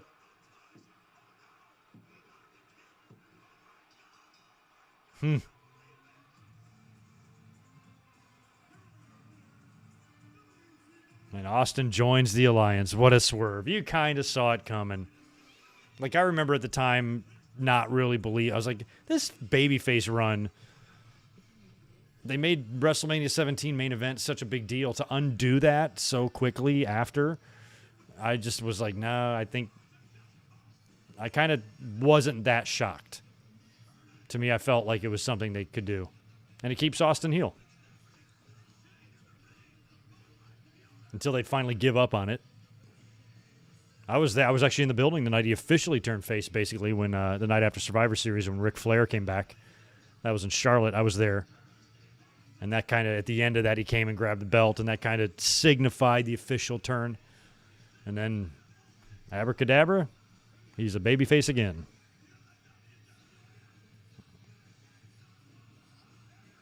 And this would set up our SummerSlam match between these two. And Kurt Angle would be the brave babyface, and Austin would be the chicken shit.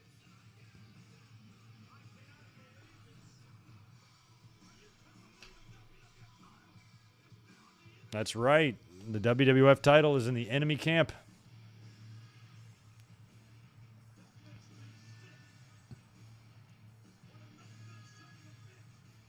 This was back when Heyman was still had his homeless Jim Belushi look. Give him a Steve Weiser. Austin having a wrist problem or something? Why is he wearing that shit? Might have had a little injury. Yeah, JR, this is very reminiscent of Mania 17. Poor JR had to sit through this shit twice. Oh, yeah, you're right, Kato. Angle and Shane was awesome. Oh, they went through that glass panel and shit. My God, Shane took an ass whipping. I don't even hear what Jim Ross is saying. He's just screaming, and it's hilarious. He's so fucking salty. He's so mad at Austin. You are my friend, goddammit. Oh, my. That was fun. Well, we will be sure to do more of these. Like I said, 2 weeks from tonight. I don't believe there's a pay-per-view planned. Let me look at my calendar. Of course, next week we're going to be doing a live watch-along of Money in the Bank, And then after that, on the 18th. Oh, no, we got two more. I got my weeks all mixed up here. So I can actually do a couple more. So on the 18th, 18th is Money in the Bank. Excuse me, I'm stupid. All right, yeah, so next week will be Money in the Bank reaction. After that, on the 25th, July 25th, we will do a watch-along of some kind. The next morning, I fly out of here, and I leave and go on vacation, so there'll be no Raw review. But, yeah, we'll be back up two weeks from tonight to do some sort of a watch-along. I might make it SummerSlam themed, so if you have SummerSlam suggestions, that might be fun. Throw them to me on Twitter or whatever, a SummerSlam that might be fun that everybody will like. And we can have SummerSlam 98 might be a good one. There's an early candidate right there, so we'll find something good. Highway to Hell might be fun. I don't want to watch SummerSlam 2001 because we just watched the Invasion here. But maybe 02 might be fun. 04 with Benoit and Orton. I like the 98 idea. That's an early favorite there. We'll find out. Angie, thank you very much for the super chat and the donation. Appreciate that a lot. Thanks to you for being here. This was fun. I like doing this, and we're going to do it again. So next Sunday, Money in the Bank, 2 weeks from tonight, another classic watch-along, most likely SummerSlam, and it might be the Highway to Hell. So you guys take care. Have a good rest of your evening. Again, I apologize. No Raw review tomorrow, so just keep that in mind. I'll be back up here, I guess, on Thursday to discuss NXT, AEW, and any sort of wrestling news. That's the deal for this week. These are good. 02, 94 would be good. 92 would be good. 97 maybe. 02, 98, all good one. Oh, and let me knock out this $5 from Antoine as well.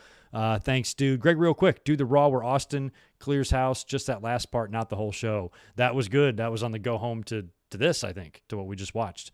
That was good. I like 94, 98, and 92. I like all of those suggestions. I think 98 might maybe get a better audience. I think a lot of people would maybe like to see that because there's a lot happening there. But I love 94. Right now, 98's in the lead. I'm gonna say it's gonna be Highway to Hell unless I have a change of heart or something the next couple weeks. But anyway, we'll be back here to talk about it. Thanks for hanging out with me today to watch Invasion. It was a lot of fun. What a crazy time. And can't wait to do it again. So you guys have a good next few days. I will see you later on this week for an NXT and AEW Dynamite recap. Y'all be good.